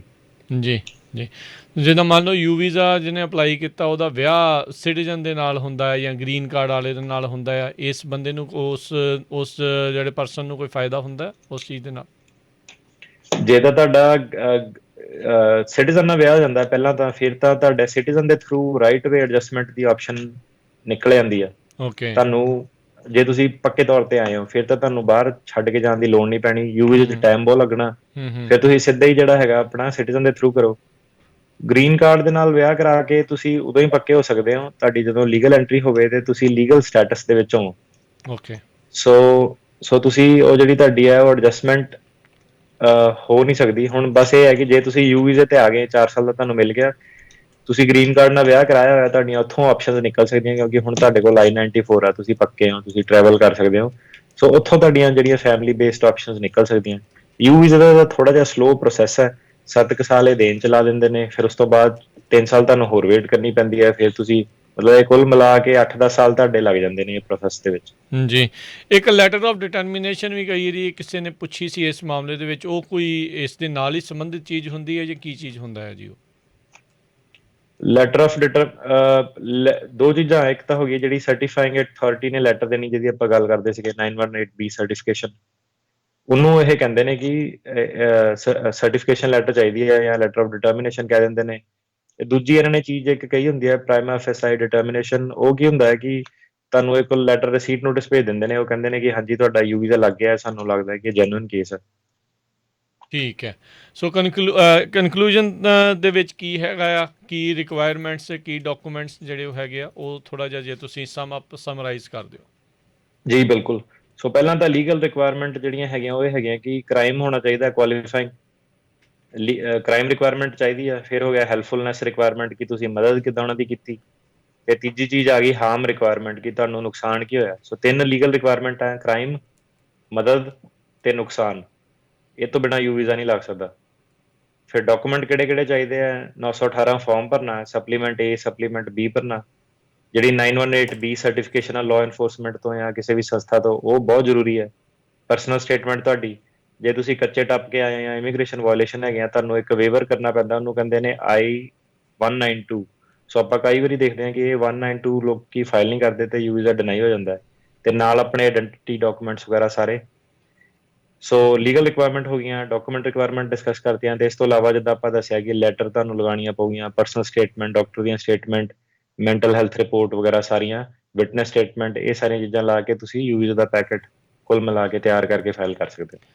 ਇੱਕ ਪ੍ਰੋਬਲਮ ਇਹ ਸਾਰੇ ਚੀਜ਼ ਦੇ ਵਿੱਚ ਇਹ ਹੈਗੀ ਆ ਵੀ ਜਿਹੜਾ ਬੰਦਾ ਆਲਰੇਡੀ ਪਹਿਲਾਂ ਹੀ ਕੱਚਾ ਹੈ, ਉਹਦੇ ਕੋਲ ਇੰਨੇ ਰਿਸੋਰਸਿਸ ਤਾਂ ਹੈ ਨਹੀਂ ਆ। ਮੈਂਟਲ ਹੈਲਥ ਪ੍ਰੋਫੈਸ਼ਨਲ ਤੱਕ ਪਹੁੰਚ ਕੇ ਉਹ ਸਾਰੀ ਚੀਜ਼ ਜਿਹੜੀ ਸ਼ੋਅ ਕਰਨੀ, ਉਹ ਥੋੜ੍ਹਾ ਔਖਾ ਕੰਮ ਆ। ਮੈਂਟਲ ਹੈਲਥ ਪ੍ਰੋਫੈਸ਼ਨਲ ਇਦਾਂ ਹੁੰਦਾ ਕਿ ਜਿੱਦਾਂ ਹੁਣ ਸਾਡੇ ਲਾਇਰ ਦੇ ਆਫਿਸਰਸ ਹੁੰਦੇ ਨੇ, ਸਾਨੂੰ ਰੂਟੀਨ ਬੇਸਿਸ ਤੇ ਬਹੁਤ ਜ਼ਿਆਦਾ ਜਿਹੜੇ ਮੈਂਟਲ ਹੈਲਥ ਪ੍ਰੋਫੈਸ਼ਨਲ ਉਹ ਅਪਰੋਚ ਕਰਦੇ ਨੇ ਕਿ ਆਪਾਂ ਇਦਾਂ ਇਦਾਂ ਦਾ ਕੰਮ ਕਰਦੇ ਹਾਂ, ਆਪਾਂ ਰਿਪੋਰਟਸ ਲਿਖਦੇ ਹਾਂ। ਸੋ ਉਹ ਇੰਨਾ ਔਖਾ ਕੰਮ ਨਹੀਂ ਹੈ। ਉਹ ਲਾਇਰ ਓਕੇ। ਤੁਹਾਨੂੰ ਰეკਮੈਂਡ ਕਰ ਸਕਦਾ ਹੈ ਕਿ ਆਹ ਵਾਲੇ ਡਾਕਟਰ ਕੋਲ ਤੁਸੀਂ ਚਲ ਜਾਓ। ਉਹ ਫਿਰ ਜਿਹੜੇ ਡਾਕਟਰ ਹੈ ਉਹ ਕੀ ਕਰਦੇ ਨੇ ਕਿ ਉਹ ਜਿੱਦਾਂ ਵੀ ਉਹਨਾਂ ਦਾ ਸਾਇੰਟੀਫਿਕ ਪ੍ਰੋਸੀਜਰ ਹੈ, ਉਹ ਤੁਹਾਨੂੰ 4 ਤੋਂ 5 ਸੈਸ਼ਨ ਦਊਗੇ, ਤੁਹਾਡੀ ਪੂਰੀ ਸਟੱਡੀ ਕਰੂਗੇ, ਜੋ ਵੀ ਉਹਨਾਂ ਦੀ ਮੈਡੀਕਲ ਬੁੱਕ ਕਹਿੰਦੀ ਹੈ, ਫਿਰ ਉਹ ਉਸ ਹਿਸਾਬ ਨਾਲ ਉਹ ਕਰਦੇ ਨੇ। ਤੇ ਆਫ ਕੋਰਸ ਉਹ ਤੁਹਾਨੂੰ ਪੈਸੇ ਚਾਰਜ ਕਰਦੇ ਨੇ $800 ਤੋਂ ਲੈ ਕੇ $1500 ਦੇ ਵਿੱਚ ਵਿੱਚ, ਜਿੰਨੀ ਵੀ ਉਹਨਾਂ ਦੀ ਫੀਸ ਹੈ, ਡਿਪੈਂਡਿੰਗ ਕਿ ਕਿੱਥੇ ਤੁਸੀਂ ਓਕੇ। ਲੋਕੇਟਡ ਹੋ, ਸੈਸ਼ਨ ਕਿੰਨੇ ਦਾ ਆਉਂਦਾ, ਲਿਖਣ ਦੇ ਉਹ ਕਿੰਨੇ ਪੈਸੇ ਲੈਂਦੇ ਨੇ। ਜੀ। ਇੱਕ ਇਸ ਮਾਮਲੇ ਦੇ ਵਿੱਚ ਮੈਂ ਪੁੱਛਣਾ ਚਾਹੁੰਦਾ, ਜੇ ਮੰਨ ਲਓ ਕਿਸੇ ਨੇ ਝੂਠ ਬੋਲ ਦਿੱਤਾ ਵੀ ਮੇਰੇ ਨਾਲ ਕ੍ਰਾਈਮ ਇੱਦਾਂ ਹੋਇਆ ਸੀ, ਪਹਿਲੋਂ ਉਹ ਕ੍ਰਿਮੀਨਲ ਐਕਟੀਵਿਟੀ ਉਹ ਸਾਰਾ ਕੁਝ ਹੋ ਗਿਆ, ਇਸ ਦਾ ਪ੍ਰੂਫ ਵੀ ਹੋ ਗਿਆ। ਕਈ ਵਾਰੀ ਆਪਾਂ ਦੇਖਦੇ ਹਾਂ ਵੀ ਬੰਦਾ 20 ਸਾਲੀ ਵੀ ਜਿਹੜਾ ਬਾਅਦ ਦੇ ਵਿੱਚ ਉਹ ਛੱਡ ਦਿੱਤਾ ਜਾਂਦਾ ਆ ਵੀ ਦਿਖਾਇਆ ਗਿਆ ਸੀਗਾ ਵੀ ਝੂਠ ਸੀਗਾ, ਉਸ ਦੇ ਨਾਲ ਧੱਕਾ ਜਿਹੜਾ ਹੋਇਆ ਸੀ ਜਿਹਨੂੰ ਕ੍ਰਿਮੀਨਲ ਸ਼ੋਅ ਕੀਤਾ ਗਿਆ ਸੀ। ਜੇ ਕੋਈ ਅਜਿਹਾ ਮਾਮਲਾ ਯੂ ਵੀਜ਼ੇ ਵਾਲੇ ਦੇ ਨਾਲ ਨਿਕਲ ਆਉਂਦਾ ਵੀ ਬੰਦੇ ਨੇ ਮਦਦ ਕੀਤੀ, ਬੰਦਾ ਫੜਾਇਆ ਗਿਆ, ਪਰ ਬਾਅਦ 'ਚ ਇਹ ਪਤਾ ਲੱਗਦਾ ਵੀ ਉਹ ਕੇਸ ਹੀ ਸਾਰਾ ਝੂਠਾ ਸੀਗਾ, ਉਸ ਮਾਮਲੇ 'ਚ ਕੀ ਬਣਦਾ ਯੂ ਵੀਜ਼ੇ ਵਾਲੇ ਨੂੰ? ਸੋ ਪਹਿਲਾਂ ਤਾਂ ਇਹ ਹੈ ਕਿ ਇਹ ਨਾ ਫਨੀ ਚੀਜ਼ ਹੈ, ਕਿਸੇ ਨੇ ਮੈਨੂੰ ਟਿਕਟੌਕ ਤੇ ਕਮੈਂਟ ਪਾਇਆ ਹੈ ਕਿ ਇਹ ਲੋਕਾਂ ਨੇ ਨਾ ਇਦਾਂ ਦੀਆਂ ਖਬਰਾਂ ਦੇ, ਉਹ ਲੋਕਾਂ ਨੇ ਝੂਠ ਕ੍ਰਾਈਮ ਕਰਦੇ ਨੇ। ਫਿਰ ਉਹਨੂੰ ਥੱਲੋਂ ਅੱਗੇ ਇੱਕ ਹੋਰ ਟਿਕਟੌਕ ਦੇ ਯੂਜ਼ਰ ਨੇ ਕਿਹਾ ਸੀ ਕਿ ਕਹਿੰਦਾ ਇਹ ਇੰਡੀਆ ਨਹੀਂ ਹੈਗਾ, ਇਹ ਅਮਰੀਕਾ ਵਾ। ਇੱਥੇ ਜਿਹੜੀ ਪੁਲਿਸ ਆ, ਜੇ ਤੁਸੀਂ ਝੂਠ, ਪਹਿਲਾਂ ਤਾਂ ਤੁਸੀਂ ਉਹਨਾਂ ਨੂੰ ਆਊਟ ਸਮਾਰਟ ਨਹੀਂ ਕਰ ਸਕਦੇ, ਫਿਰ ਉਹ ਸਰਕਾਰੀ ਵਕੀਲ, ਇੰਨੇ ਸਾਰੇ ਵਕੀਲਾਂ ਨੂੰ, ਜੱਜਾਂ ਨੂੰ ਸਾਰਾ ਤੁਸੀਂ ਧੋਖਾ ਦੇ ਨਹੀਂ ਸਕਦੇ। ਸੋ ਜੇ ਤੁਸੀਂ ਇਦਾਂ ਦਾ ਕੰਮ ਸੋਚਦੇ ਵੀ ਹੋ ਕਿ ਤੁਸੀਂ ਪੁਲਿਸ ਨਾਲ ਪੰਗਾ ਕਰਨਾ, ਝੂਠ ਰਿਪੋਰਟ ਕਰਨੀ ਆ, ਯੂ ਵੀਜ਼ਾ ਕਰਨਾ, ਇਹ ਮੈਰਿਜ ਬੇਸਡ ਉਹ ਨਹੀਂ ਹੈਗਾ ਕਿ 4 ਪੇਪਰ ਫਾਈਲ ਕੀਤੇ ਤੇ ਹੋ ਗਿਆ। ਇਹ ਤੁਸੀਂ ਲਾਅ ਐਨਫੋਰਸਮੈਂਟ ਨਾਲ ਫਿਰ ਸਿੱਧੇ ਡਾਇਰੈਕਟ ਪੰਗਾ ਲੈ ਰਹੇ ਹੋ। ਪਰਜਰੀ ਹੋ ਗਿਆ, ਝੂਠ ਹੋ ਗਿਆ, ਵਿਟਨੈਸ ਟੈਂਪਰਿੰਗ, ਅਬਸਟਰਕਸ਼ਨ ਆਫ ਜਸਟਿਸ। ਇਹ ਸੋ ਤੁਹਾਡੇ ਜੇ ਖਿਲਾਫ ਤੁਸੀਂ ਹੋ ਗਿਆ। ਬਾਅਦ ਚ ਫੜੇ ਗਏ, ਬਹੁਤ ਜ਼ਿਆਦਾ ਦਫਾ ਧਾਰਾ ਲੱਗਣੀਆਂ, ਤੇ ਫਿਰ ਤੁਹਾਨੂੰ ਉਹਦਾ ਅੰਦਾਜ਼ਾ ਵੀ ਨਹੀਂ ਹੈ ਕਿ ਕਿੱਦਾਂ ਕਿੱਦਾਂ ਜਾਓਗੇ। ਸੋ ਇਹਨੂੰ ਫੇਕ ਕਰਨ ਦੀ ਕੋਈ ਸੋਚਿਓ ਵੀ ਨਾ, ਇਹ ਸੋਚੋ। ਡਿਫਰੈਂਟ ਟਾਈਪ ਆਫ ਵੀਜ਼ਾ ਹੈਗਾ।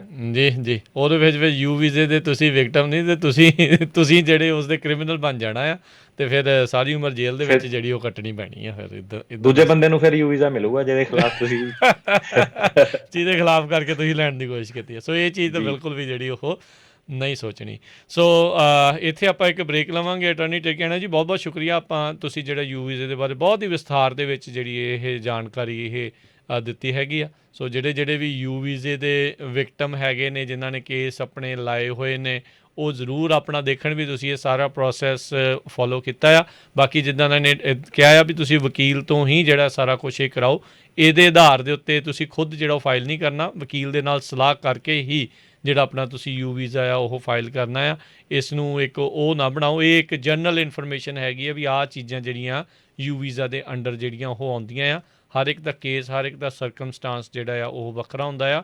ਉਹ ਤੁਹਾਨੂੰ ਵਕੀਲ ਹੀ ਜਿਹੜੀ ਲੀਗਲ ਸਲਾਹ ਆ ਉਹ ਦੇ ਸਕਦਾ ਹੈ ਜਦੋਂ ਤੁਸੀਂ ਉਸ ਦੇ ਨਾਲ ਅਪਾਇੰਟਮੈਂਟ ਜਿਹੜੀ ਉਹ ਬਣਾਉਂਦੇ। ਇੱਕ ਜਨਰਲ ਇਨਫੋਰਮੇਸ਼ਨ ਦੇ ਤੌਰ ਦੇ ਉੱਤੇ ਇਹ ਅੱਜ ਦਾ ਜਿਹੜਾ ਇਹ ਪ੍ਰੋਗਰਾਮ ਜਿਹੜਾ ਉਹ ਸੀਗਾ। ਆਪਾਂ ਇੱਥੇ ਬ੍ਰੇਕ ਲਵਾਂਗੇ, ਬ੍ਰੇਕ ਤੋਂ ਬਾਅਦ ਮੁੜ ਵਾਪਸ ਹਾਜ਼ਰ ਹੁੰਦੇ ਹਾਂ ਅਤੇ ਫਿਰ ਤੁਹਾਡੀਆਂ ਜਿਹੜੀਆਂ ਆਪਾਂ ਉਹ ਕਾਲਸ ਲਵਾਂਗੇ। ਕਾਲ ਕਰਨ ਦੇ ਲਈ ਸਟੂਡੀਓ ਦਾ ਨੰਬਰ ਹੈ 408 272 5200 408272 5200। ਮਿਲਦੇ ਹਾਂ ਜੀ ਇੱਕ ਬ੍ਰੇਕ ਤੋਂ ਬਾਅਦ 'ਚ।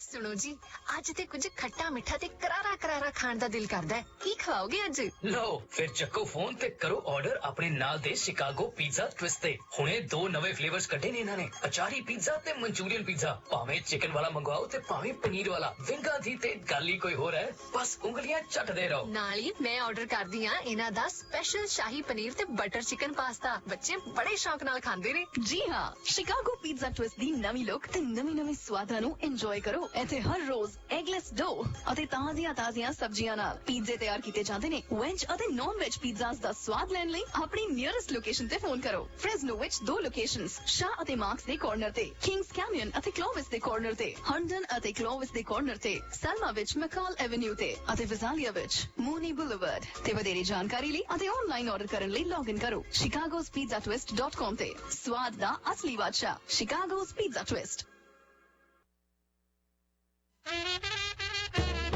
खुशियां दे रंग मानो करी हाउस वालियां दे संग एसलन ते वेस्ट कॉर्नर ते north point event centre banquet hall. 300 कारां दी पार्किंग वाला खुला डुला ते नवा नकोर हाल। इको समय ते 600 ते 200 बंदियां वाली गैदरिंग दी कोई भी पार्टी कर सकदे हो।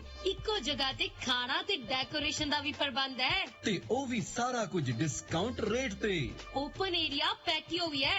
300 कारां दी खुली पार्किंग। कड़ी हाउस वालियां दा हुण दूसरा रेस्टोरेंट भी खुल गया है। 50 बंदियां तो लैके 5000 बंदियां दी पूरे कैलिफोर्निया दे विच इक्को समय केटरिंग करदे ने। इक्को छत थल्ले सारियां सेवावां लैण लई हरमन बावा नू कॉल करो 747 258 8820 747-258 8820 559 558 8643 559 558 8643।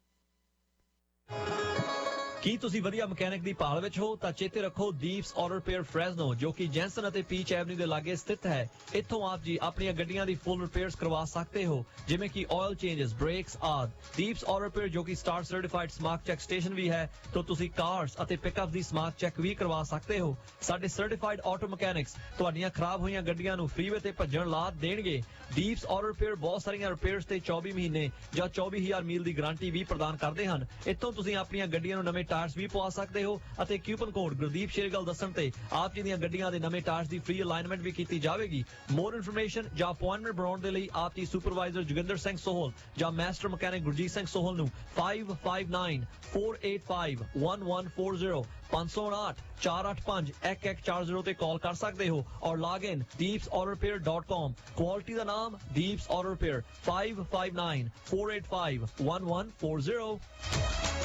Law offices of Iqbal Singh Bains ਹਰ ਤਰ੍ਹਾਂ ਦੇ immigration, family law, estate planning ਦੀਆਂ ਜ਼ਰੂਰਤਾਂ ਦੇ ਲਈ ਤੁਹਾਡੇ ਆਪਣੇ ਸ਼ਹਿਰ ਫ੍ਰੈਜ਼ਨੋ ਦੇ ਵਿੱਚ law offices of Iqbal Singh Bains ਵਸੀਹਤ, power of attorney, divorce cases ਅਤੇ ਇਮੀਗ੍ਰੇਸ਼ਨ ਦੇ ਹਰ ਤਰ੍ਹਾਂ ਦੇ ਕੇਸਿਸ ਦਾ ਕੰਮ ਕਰਦੇ ਹਨ। ਇਹ ਹੁਣ ਬੈਂਕਰਪਸੀ ਅਤੇ ਪਰਸਨਲ ਇੰਜਰੀ ਦੇ ਕੇਸਿਸ ਦਾ ਵੀ ਕੰਮ ਕਰਦੇ ਹਨ। ਕਾਲ ਅਟਾਰਨੀ ਇਕਬਾਲ ਸਿੰਘ ਬੈਂਸ 5598901007 559 890 1007।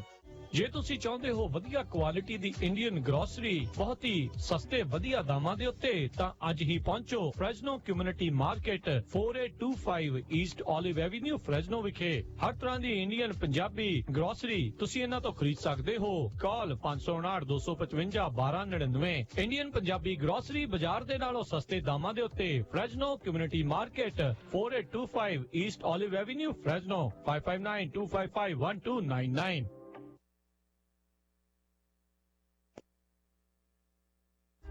ਤੁਸੀਂ ਸੁਣ ਰਹੇ ਹੋ Punjabi radio USA KOBO Yuba city 1450 AM KIID Sacramento 1470 AM KWRU Fresno 1300 AM KLHC Bakersfield 1350 AM KCVR Stockton Modesto 1570 AM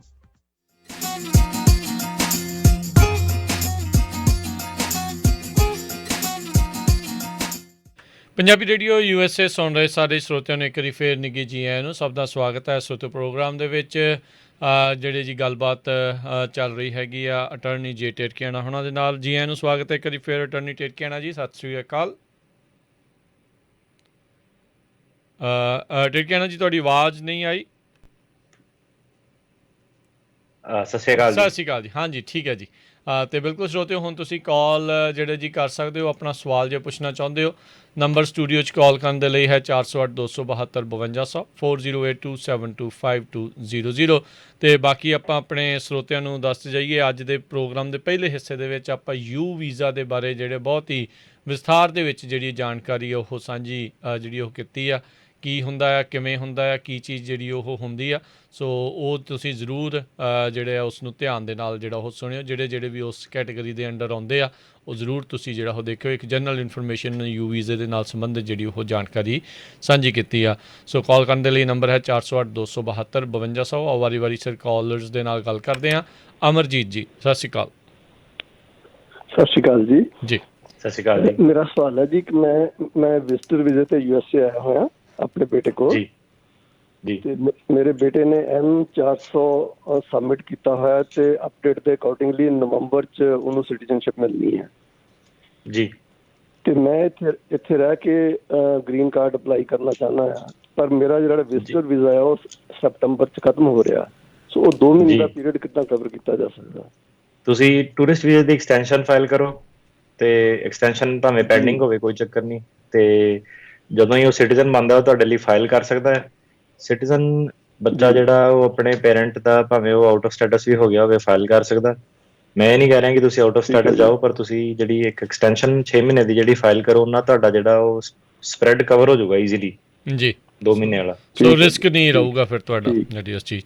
ਇੱਕ ਇਸ ਦੇ ਨਾਲ ਹੀ ਸੰਬੰਧਿਤ ਜੀ ਹਾਂਜੀ ਟਿਰਕੀਆਣਾ ਜੀ ਜੀ ਇੱਕ ਜੀ ਇਹ ਰਿਕੁਐਸਟ ਹੈ, ਬਾਕੀ ਜਿਹੜੇ ਕਾਲਰ ਵੀ ਜਿਹੜੇ ਹੁਣ ਕਰੂਗੇ, ਜਿਹੜੀ ਐਮਬੈਸੀ ਦੀ ਜਿਹੜੀ ਪ੍ਰੋਸੈਸਿੰਗ ਟਾਈਮ ਹੈ ਨਾ ਉਹਦੇ ਬਾਰੇ ਸਾਨੂੰ ਨਹੀਂ ਪਤਾ ਇਨਫੋਰਮੇਸ਼ਨ। ਸੋ ਤੁਸੀਂ ਜੇ ਪੁੱਛੋਗੇ ਮੈਂ ਤੁਹਾਨੂੰ ਕੋਈ ਜਵਾਬ ਨਹੀਂ ਦੇ ਸਕਦਾ। ਤੇ ਇਹਦੇ ਨਾਲ ਜਿਹੜਾ ਫੈਮਿਲੀ ਬੇਸਡ ਵਾਲਾ ਜਿਹੜਾ ਤੁਸੀਂ ਪੁੱਛਦੇ ਹੋ ਕਿ ਕਿੰਨੀ ਦੇਰ ਲੱਗਦੀ ਹੈ, ਉਹਦਾ ਮੈਂ ਇੱਕ ਆਨਸਰ ਦੇ ਦਿੰਦਾ। ਜਿਹੜੇ ਉਹ ਵੀ ਅਜੇ ਜਿਹੜੀਆਂ ਟਾਈਮ ਉੱਥੇ ਦੇ ਉੱਥੇ ਹੀ ਖੜੇ ਆ। ਜਿਹੜੇ ਭੈਣ ਭਾਈ ਵਾਲੇ ਕੇਸ ਹੈ ਉਹ 2005 ਵਾਲੇ ਚੱਲ ਰਹੇ ਨੇ। ਜਿਹੜੇ US ਸਿਟੀਜ਼ਨ ਦੇ ਬੱਚੇ ਵਿਆਹੇ ਹੋਏ ਨੇ ਉਹਨਾਂ ਦੇ 2008 ਵਾਲੇ ਚੱਲ ਰਹੇ ਨੇ। ਜਿਹੜੇ US ਸਿਟੀਜ਼ਨ ਦੇ ਅਨਮੈਰਿਡ ਜਿਹੜੇ ਬੱਚੇ ਅਡਲਟ ਬੱਚੇ ਜਿਹੜੇ ਹੈਗੇ ਆ ਉਹਨਾਂ ਦੇ 2014 ਵਾਲੇ ਚੱਲ ਰਹੇ ਨੇ ਜੀ।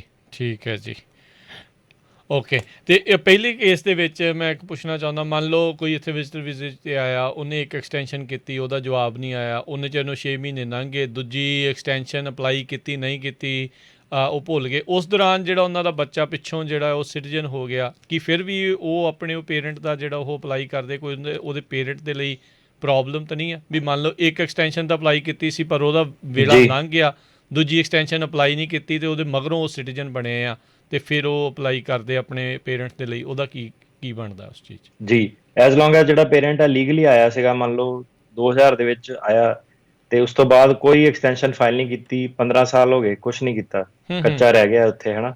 ਉਹ ਵਾਲੇ ਪੇਰੈਂਟ ਨੂੰ ਵੀ ਜਿਹੜਾ ਇੱਕ US ਸਿਟੀਜ਼ਨ ਬੱਚਾ ਹੈਗਾ ਉਹ ਪੱਕਾ ਕਰਾ ਸਕਦਾ ਹੈ, ਕਿਉਂਕਿ ਜਿਹੜੀ ਰਿਕੁਆਇਰਮੈਂਟ ਉਹ ਇਹ ਹੈ ਕਿ ਲੀਗਲ ਐਂਟਰੀ ਹੋਣੀ ਚਾਹੀਦੀ ਹੈ, ਡੀਪੋਰਟੇਸ਼ਨ ਵਗੈਰਾ ਲੱਗੀ ਨਹੀਂ ਹੋਣੀ ਚਾਹੀਦੀ, ਰਿਮੂਵਲ ਪ੍ਰੋਸੀਡਿੰਗ 'ਚ ਨਹੀਂ ਹੋਣੇ ਚਾਹੀਦੇ ਹੋ। ਜਿਹੜਾ ਤੁਹਾਡਾ ਆਊਟ ਆਫ ਸਟੇਟਸ ਹੈ ਉਹ ਐਕਸਕਿਊਜ਼ ਹੋ ਜਾਂਦਾ ਹੈ ਪੇਰੈਂਟ ਦੇ ਕੇਸ ਦੇ ਵਿੱਚ। ਤੇ ਇਹਦੇ ਨਾਲ ਮੈਂ ਫੇਰ ਦੁਬਾਰਾ ਕਹੂੰਗਾ ਕਿ ਇਹਦਾ ਮਤਲਬ ਇਹ ਨਹੀਂ ਹੈਗਾ ਕਿ ਮੈਂ ਤੁਹਾਨੂੰ ਇਹ ਕਹਿ ਰਿਹਾ ਕਿ ਤੁਸੀਂ ਹੁਣ ਸਾਰੇ ਜਾਣੇ ਕਾਨੂੰਨ ਵਾਇਲੇਟ ਕਰ ਦਿਓ ਕਿ ਤੁਸੀਂ ਕੋਈ ਐਕਸਟੈਂਸ਼ਨ ਫਾਈਲ ਕਰਨੀ ਨਹੀਂ ਹੈਗੀ, ਇੱਕ ਦਿਨ ਸਿਟੀਜ਼ਨ ਹੋ ਜਾਣਾ ਤੇ ਉਹਨੇ ਪੱਕਾ ਕਰਾ ਦੇਣਾ ਸਾਨੂੰ। ਤੁਸੀਂ ਐਕਸਟੈਂਸ਼ਨ ਜ਼ਰੂਰ ਫਾਈਲ ਕਰਨੀ ਜੀ। ਬਿਲਕੁਲ ਜੀ, ਜਾਣਾ ਪੈ ਜਾਂਦਾ ਹੁੰਦਾ ਕਈ ਵਾਰੀ, ਸੋ ਇਦਾਂ ਦੀ ਚੀਜ਼ ਜਿਹੜੀ ਉਹ ਨਾ ਕਰੋ। ਅਗਲੇ ਕਾਲਰ ਭੁਪਿੰਦਰ। ਵੀਰ ਜੀ ਮੈਂ ਪੁੱਛਣਾ ਸੀ, ਮੇਰੇ ਮੰਮੀ ਪਾਪਾ ਦੀ ਇੰਟਰਵਿਊ ਹੋ ਗਈ ਸੀਗੀ ਪਹਿਲਾਂ ਬੰਬੇ, ਤੇ ਮੇਰੀ ਜੌਬ ਲੈਟਰ ਹੈ ਨਹੀਂ ਸੀ, ਉਹਨਾਂ ਨੇ ਮੈਥੋਂ ਜੌਬ ਲੈਟਰ ਮੰਗੀ ਸੀ ਕਿਉਂਕਿ ਮੇਰੇ ਹਸਬੈਂਡ ਦਾ ਸਟੇਟਸ ਉਹਨਾਂ ਨੇ 0 ਮੰਗਿਆ ਸੀ, ਉਹਨਾਂ ਦੇ ਕੋਲ ਵਰਕ ਪਰਮਿਟ ਹੀ ਆ। ਹੁਣ ਉਹਨਾਂ ਨੇ ਈਮੇਲ ਕੀਤੀ ਸੀ ਕਿ ਤੁਸੀਂ ਆਪਣੇ ਪੇਪਰ ਜਮ੍ਹਾਂ ਕਰਾ ਦਿਓ, 2 ਤਰੀਕ ਸਤੰਬਰ ਦੀ ਮਿਲੀ ਆ ਜਲੰਧਰ ਜਮ੍ਹਾਂ ਕਰਾਉਣ ਲਈ। ਮੈਂ ਵੈਸੇ ਤਾਂ ਤੁਸੀਂ ਕਹਿ ਦਿੱਤਾ ਕਿ ਤੁਹਾਨੂੰ ਇੰਨਾ ਨਹੀਂ ਪਤਾ ਵੀ ਕਿੰਨਾ ਪ੍ਰੋਸੈਸ ਹੁੰਦਾ, ਕੁਝ ਆਈਡੀਆ ਹੁੰਦਾ ਜਿੱਦਾਂ ਇੰਟਰਵਿਊ ਹੋ ਗਈ ਆ ਪੇਪਰ ਲੈਣ ਤੋਂ ਬਾਅਦ? ਨਹੀਂ, ਇਹ ਕੋਈ ਆਈਡੀਆ ਨਹੀਂ। ਇਹ ਮੈਂ ਹੁਣ ਜਿਹੜੇ ਕੁਐਸਚਨ ਹੈ ਮੈਂ ਐਂਟਰਟੇਨ ਹੀ ਨਹੀਂ ਕਰੂੰਗਾ ਕਿਉਂਕਿ ਮੈਂ ਕੋਈ ਜਵਾਬ ਨਹੀਂ ਦੇ ਸਕਦਾ। ਸੋ ਮੈਨੂੰ ਇਹ ਲੱਗਦਾ ਕਿ ਬਾਕੀ ਵੀ ਜਿਹੜੇ ਦਰਸ਼ਕ ਆ ਉਹਨਾਂ ਦਾ ਟਾਈਮ ਖਰਾਬ ਹੁੰਦਾ ਕਿਉਂਕਿ ਕੋਈ ਆਪਾਂ ਸਹੀ ਜਿਹੜਾ ਆਨਸਰ ਉਹ ਦੇ ਨਹੀਂ ਸਕਦੇ ਤੁਹਾਨੂੰ। ਸੋ ਜਦੋਂ ਐਮਬੈਸੀਆਂ ਖੁੱਲੂਗੀਆਂ ਮੇਰੇ ਕੋਲ ਕੰਕਰੀਟ ਆਨਸਰ ਆਊਗਾ, ਆਪਾਂ ਆਪੇ ਅਨਾਉਂਸ ਕਰ ਦਾਂਗੇ ਕਿ ਕੀ ਟਾਈਮਲਾਈਨ ਹੈ ਜੀ। ਰਣਜੀਤ ਕੌਰ, ਹਾਂਜੀ ਰਣਜੀਤ ਕੌਰ ਜੀ। ਜੀ ਅਗਲੇ ਕਾਲਰ ਸੰਦੀਪ ਕੌਰ। ਹੈਲੋ, ਹਾਂਜੀ ਹੈਲੋ ਜੀ। ਜੀ ਸਤਿ ਸ਼੍ਰੀ ਅਕਾਲ ਵੀਰ ਜੀ। ਮੇਰੇ 2 ਕੁਐਸਚਨ ਆ। ਮੈਂ ਸਿਟੀਜ਼ਨ ਹੋਣ ਤੋਂ ਬਾਅਦ ਆਪਣੀ ਮੰਮੀ ਡੈਡੀ ਦੇ ਤੇ ਆਪਣੇ ਭਰਾਵਾਂ ਦੇ ਪੇਪਰ ਭਰੇ ਸੀ ਤੇ ਮੇਰੇ ਡੈਡੀ ਦਾ ਤਾਂ ਕੇਸ ਕਾਫੀ ਅੱਗੇ ਜਾ ਚੁੱਕਾ ਸੀਗਾ ਪਰ ਉਹਨਾਂ ਦੀ ਡੈਥ ਹੋ ਗਈ ਆ ਤੇ ਮੇਰੀ ਮੰਮੀ ਦਾ ਮੇਰੇ ਭਰਾਵਾਂ ਦਾ ਕੇਸ ਹਜੇ ਤੱਕ ਇੱਧਰਲੀ ਐਮਬੈਸੀ ਕੋਲੇ ਆ ਅਮਰੀਕਾ ਦੀ ਤੇ ਉਹਨਾਂ ਨੇ ਮੈਨੂੰ ਲੈਟਰ ਭੇਜਿਆ ਇੰਟਰਵਿਊ ਮੇਰੀ ਕਰਨ ਵਾਸਤੇ, ਮੈਨੂੰ ਸੱਦਿਆ ਹੋਇਆ ਤੇ ਮੈਂ ਚਾਹੁੰਦੀ ਹਾਂ ਪੁੱਛਣਾ ਵੀ ਏਦਾਂ ਹੁੰਦੀ ਹੈ ਇੰਟਰਵਿਊ ਜਿਹੜਾ ਪਟੀਸ਼ਨ ਕਰਦਾ ਆ ਪਹਿਲਾਂ ਵੀ? ਤੁਹਾਡੇ ਪੇਰੈਂਟਸ ਕਿੱਥੇ, ਇੱਥੇ ਯੂਐਸ ਦੇ ਵਿੱਚ ਆ ਕਿ ਇੰਡੀਆ ਦੇ ਵਿੱਚ ਇਸ ਵੇਲੇ? ਨਹੀਂ, ਇੰਡੀਆ ਵਿੱਚ ਆ। ਏਦਾਂ ਤਾਂ ਨਹੀਂ ਕਦੀ ਹੁੰਦੀ, ਪੇਰੈਂਟ ਦੀ ਇੰਟਰਵਿਊ ਨਹੀਂ ਕਦੀ ਹੁੰਦੀ। ਇਹ ਤੁਹਾਡਾ ਆਈ ਡੋਨਟ ਨੋ ਪ੍ਰੋਸੈਸ ਗਲਤ ਨਾ ਕੀਤਾ ਹੋਵੇ ਤੁਸੀਂ। ਉਹਨਾਂ ਨੂੰ ਇੱਕ ਵਾਰੀ ਫੋਲੋ ਕਰ ਲਓ ਕਿ ਇੰਟਰਵਿਊ ਕਿਸ ਚੀਜ਼ ਦੀ ਹੈ। ਮੈਂ ਤਾਂ ਆਪਣੇ ਪੇਰੈਂਟ ਦਾ ਕੀਤਾ ਜਿਹੜਾ ਉੱਥੇ ਓਵਰਸੀਜ਼ ਹੈ। ਹੁਣ ਇਹ ਮੈਂ ਇਹ ਸੋਚ ਸਕਦਾ ਕਿ ਤੁਸੀਂ ਮੇਬੀ ਤੁਸੀਂ ਐਡਜਸਟਮੈਂਟ ਆਫ ਸਟੇਟਸ ਦਾ ਬਾਕਸ ਨਾ ਚੈੱਕ ਕੀਤਾ ਹੋਵੇ, ਉਹਨਾਂ ਨੂੰ ਲੱਗਦਾ ਹੋਵੇ ਕਿ ਉਹ ਇੱਥੇ ਹੀ ਆ ਤੇ ਤਾਂ ਫਾਈਲ ਕੀਤੀ ਹੋਵੇ ਜਾਂ ਫਾਰਮ ਗਲਤ ਫਾਈਲ ਕਰਤਾ ਹੋਣਾ। ਨਹੀਂ ਬਾਕੀ ਉਦਾਂ ਉਹਨਾਂ ਨੇ ਸਿਰਫ ਇਹੀ ਲਿਖਿਆ ਵੀ ਤੁਹਾਡੀ ਜਿਹੜੀ ਪਟੀਸ਼ਨ ਕੀਤੀ ਹੋਈ ਆ ਉਹਨੂੰ ਕੰਪਲੀਟ, ਉਸ ਪ੍ਰੋਸੈਸ ਨੂੰ ਕੰਪਲੀਟ ਕਰਨ ਵਾਸਤੇ ਤੁਹਾਨੂੰ ਆਉਣਾ ਪੈਣਾ, ਉਹ ਕਹਿੰਦੇ ਇੱਥੇ। ਚਲੋ ਤੁਸੀਂ ਜੇ ਤੁਹਾਨੂੰ ਉਹਨਾਂ ਨੇ ਡੇਟ ਦੇਤੀ ਆ ਤੁਸੀਂ ਜ਼ਰੂਰ ਜਾਓ ਤੇ ਸਿੰਪਲੀ ਇੰਟਰਵਿਊ ਹੋਣੀ ਆ, ਉਹਦੇ ਵਿੱਚ ਕੋਈ ਇੰਨਾ ਚੱਕਰ ਨਹੀਂ। ਪੇਰੈਂਟਸ ਦਾ ਤਾਂ ਸਟ੍ਰੇਟ ਫਾਰਵਰਡ ਹੀ ਹੈ। ਪਰ ਇਹ ਹੈ ਕਿ ਜੇ ਤੁਸੀਂ ਆਪਣਾ ਗ੍ਰੀਨ ਕਾਰਡ ਕਿੱਦਾਂ ਲਿਆ ਸੀਗਾ? ਮੇਰੇ ਹਸਬੈਂਡ ਨੇ ਮੈਨੂੰ ਬੁਲਾਇਆ ਸੀਗਾ, ਉਹ ਵੀ ਮੇਰੇ ਆਉਣ ਤੋਂ ਬਾਅਦ ਸਿਟੀਜ਼ਨ ਹੋਏ ਸੀਗੇ ਇੱਧਰ ਆਉਣ ਤੋਂ ਬਾਅਦ। ਅੱਛਾ, ਜਦੋਂ ਕਿਸੇ ਨੂੰ ਵੀ ਇਮੀਗ੍ਰੇਸ਼ਨ ਬੁਲਾਉਂਦੀ ਹੈ ਨਾ, ਇਦਾਂ ਤੁਸੀਂ ਜਾਂਦੇ ਹੋ, ਟਰੈਵਲ ਕਰਦੇ ਹੋ, ਕੁਝ ਵੀ ਕਰਦੇ ਹੋ, ਜਿਹਨਾਂ ਨੇ ਵੀ ਅਸਾਈਲਮ ਫਾਈਲ ਕੀਤਾ ਹੈ ਉਹ ਪਲੀਜ਼ ਆਪਣੀ ਜਿਹੜੀ ਸਟੇਟਮੈਂਟ ਹੈ, ਜਿੱਦਾਂ ਤੁਹਾਡੇ ਕੇਸ ਦੇ ਵਿੱਚ ਹਸਬੈਂਡ ਉਹਨਾਂ ਨੂੰ ਜਿਹਾ ਸੀ, ਤੁਹਾਨੂੰ ਜਨਰਲ ਇਨਫੋਰਮੇਸ਼ਨ ਤੁਸੀਂ ਜ਼ਰੂਰ ਆਪਣੀ ਯਾਦ ਰੱਖਣੀ ਹੈ ਤਾਂ ਕਿ ਜੇ ਇਮੀਗ੍ਰੇਸ਼ਨ ਵਾਲੇ ਪੁੱਛ ਲੈਣ ਖੜੇ ਪੈਰ ਤੇ ਤੁਹਾਨੂੰ ਪਤਾ ਹੋਵੇ ਕਿ ਕੀ ਕਿੱਦਾਂ ਚੀਜ਼ਾਂ ਸੀਗੀਆਂ ਤਾਂ ਕਿ ਉਹ ਦੁਬਾਰਾ ਪੁਰਾਣੀ ਕੇਸ ਨਾ ਰੀਓਪਨ ਕਰਨ। ਤੇ ਇਸ ਤੋਂ ਇਲਾਵਾ ਹੋਰ ਕੋਈ ਕੰਸਰਨ ਨਹੀਂ ਹੈਗਾ। ਜਿਹੜੇ ਪੇਰੈਂਟਸ ਦੇ ਕੇਸ ਆ ਉਹ ਤੁਹਾਡੇ ਸਟ੍ਰੇਟ ਫਾਰਵਰਡ ਹੀ ਹੈ। ਜੀ ਅਗਲੇ ਕਾਲਰ ਕੁਲਜਿੰਦਰ। ਹੈਲੋ, ਸਤਿ ਸ਼੍ਰੀ ਅਕਾਲ ਜੀ। ਸਤਿ ਸ਼੍ਰੀ ਅਕਾਲ ਜੀ। ਹਾਂਜੀ, ਮੇਰਾ ਇੱਕ ਸਵਾਲ ਆ। ਮੇਰੀ ਇੱਕ ਕਜ਼ਨ ਸਿਸਟਰ ਆ, 1995 ਦੀ ਆਈ ਹੋਈ ਇੱਥੇ ਤੇ ਉਹ ਟੈਕਸ ਫਾਈਲ ਕਰ ਰਹੇ। ਉਹਦੇ ਹਸਬੈਂਡ ਵੀ ਸਿਟੀਜ਼ਨ ਆ, ਉਹਦੇ ਬੱਚੇ ਵੀ ਸਿਟੀਜ਼ਨ ਆ ਹੁਣ ਤੇ ਉਹਨਾਂ ਕੋਲ ਕੋਈ ਹਲੇ ਸਟੇਟਸ ਨਹੀਂ ਹੈਗਾ। ਉਹਨਾਂ ਕੋਲ ਸੋਸ਼ਲ ਸਿਕਿਉਰਿਟੀ ਹੈਗੀ ਆ ਤੇ ਵਰਕ ਪਰਮਿਟ ਨਹੀਂ ਹੈਗਾ, ਲਾਇਸੈਂਸ ਹੈਗਾ। ਉਹ ਕੀ ਕਰ ਸਕਦੇ? ਵੈਸੇ ਉਹਨਾਂ ਨੇ ਪੋਲੀਟੀਕਲ ਕੇਸ ਪਾਇਆ ਹੋਇਆ ਸੀ, ਉਹਦਾ ਕੋਈ ਸਟੇਟਸ ਨਹੀਂ ਉਹਨਾਂ ਕੋਲ ਹੈਗਾ। ਲੀਗਲ ਆਏ ਸੀਗੇ? ਨਹੀਂ, ਅਨਲੀਗਲ ਆਏ ਸੀਗੇ।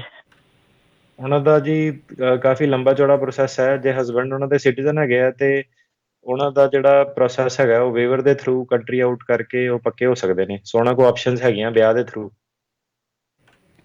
ਅੱਛਾ ਜੀ, ਬਸ ਕੰਟਰੀ ਆਊਟ ਹੀ ਕਰਨਾ ਪਾਓ ਉਹਨਾਂ ਨੂੰ। ਕੰਟਰੀ ਆਊਟ ਕਰੋ, ਕੰਟਰੀ ਆਊਟ ਨਹੀਂ ਕਰਨਾ ਚਾਹੁੰਦੇ ਨਾ।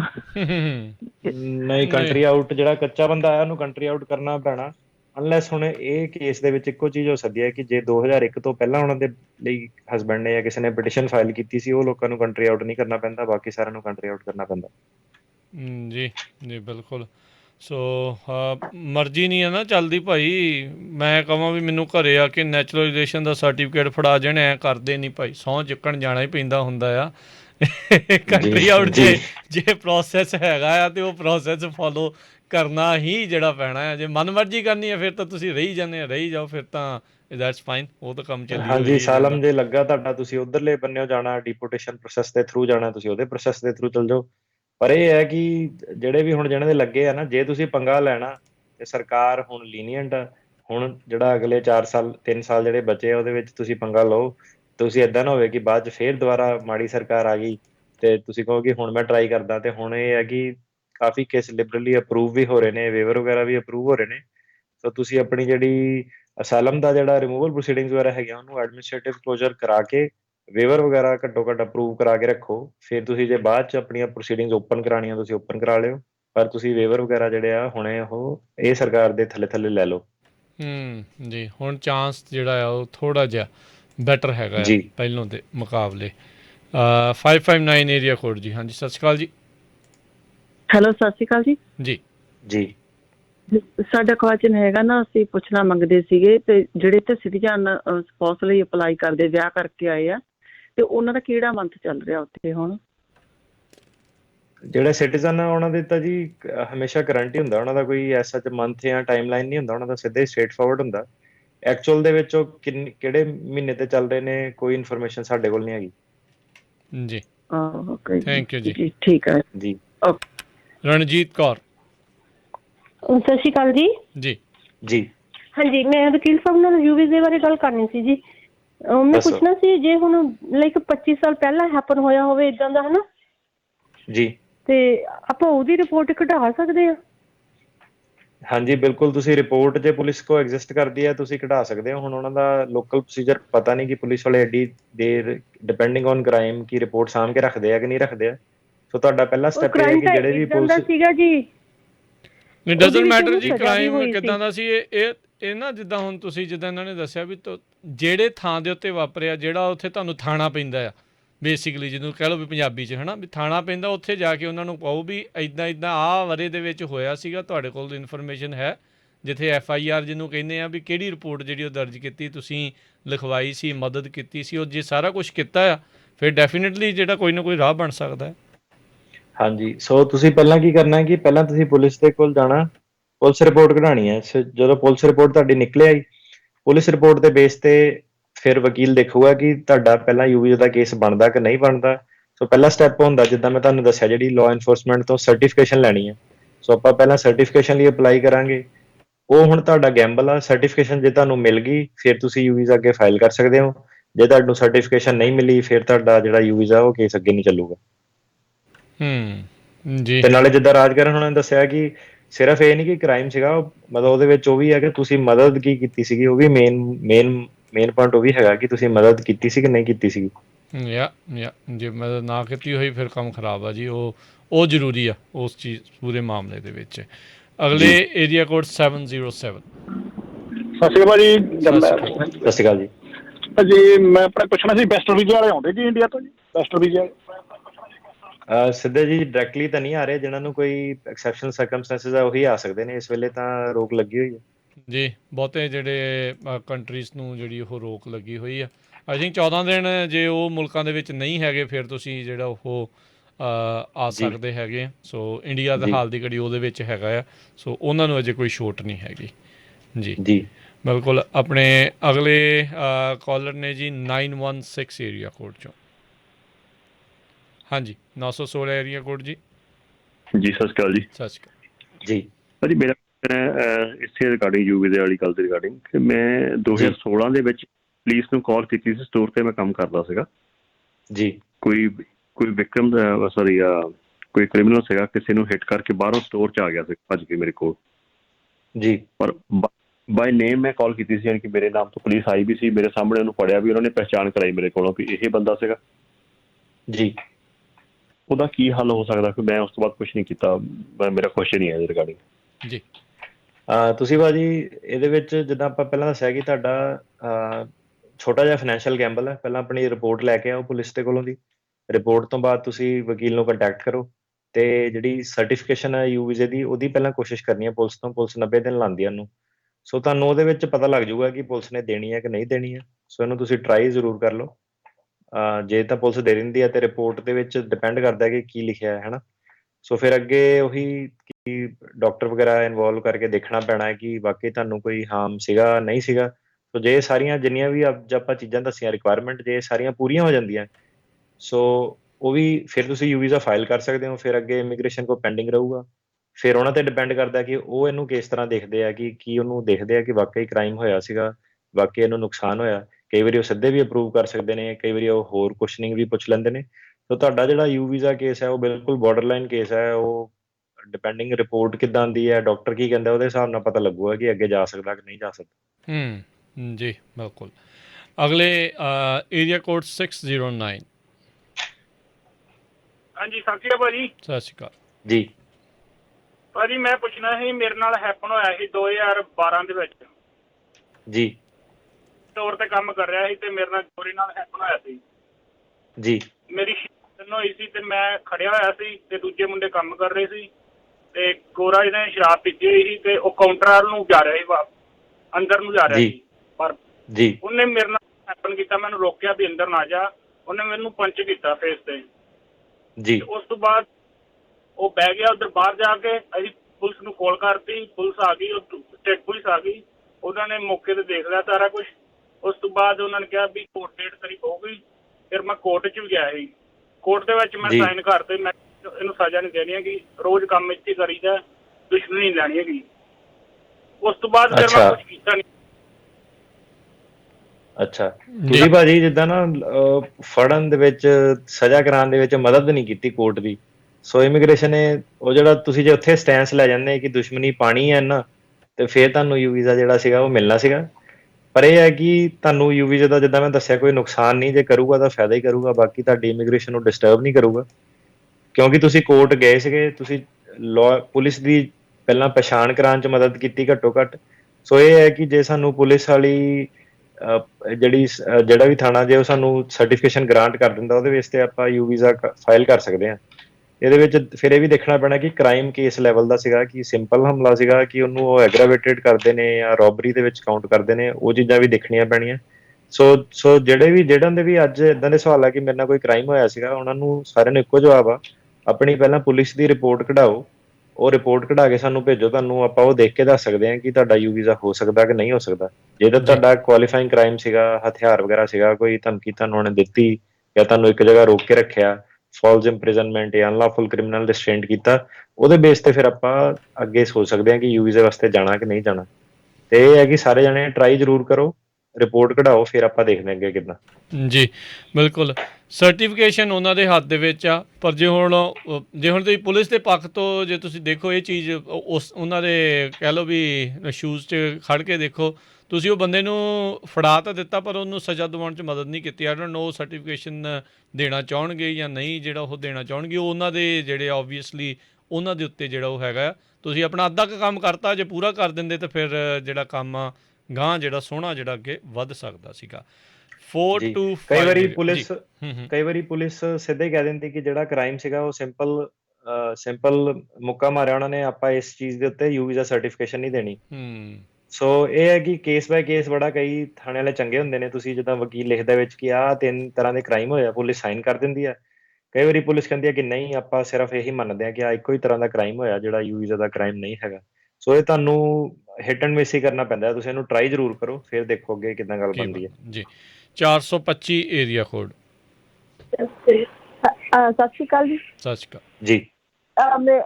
ਮੇਰਾ ਕੁਐਸਚਨ ਇਹ ਆ ਕਿ ਮੇਰਾ 2017 ਚ ਵਿਆਹ ਹੋਇਆ ਸੀਗਾ, ਮੇਰਾ ਹਸਬੈਂਡ ਕੈਨੇਡਾ ਆ ਤੇ ਮੌਂਟਰੀਅਲ ਤੋਂ ਆ, ਤੇ ਉਹਨਾਂ ਦਾ ਹਜੇ ਤੱਕ ਆਇਆ ਨਹੀਂ ਵੀਜ਼ਾ, 4.5 ਸਾਲ ਹੋ ਗਿਆ।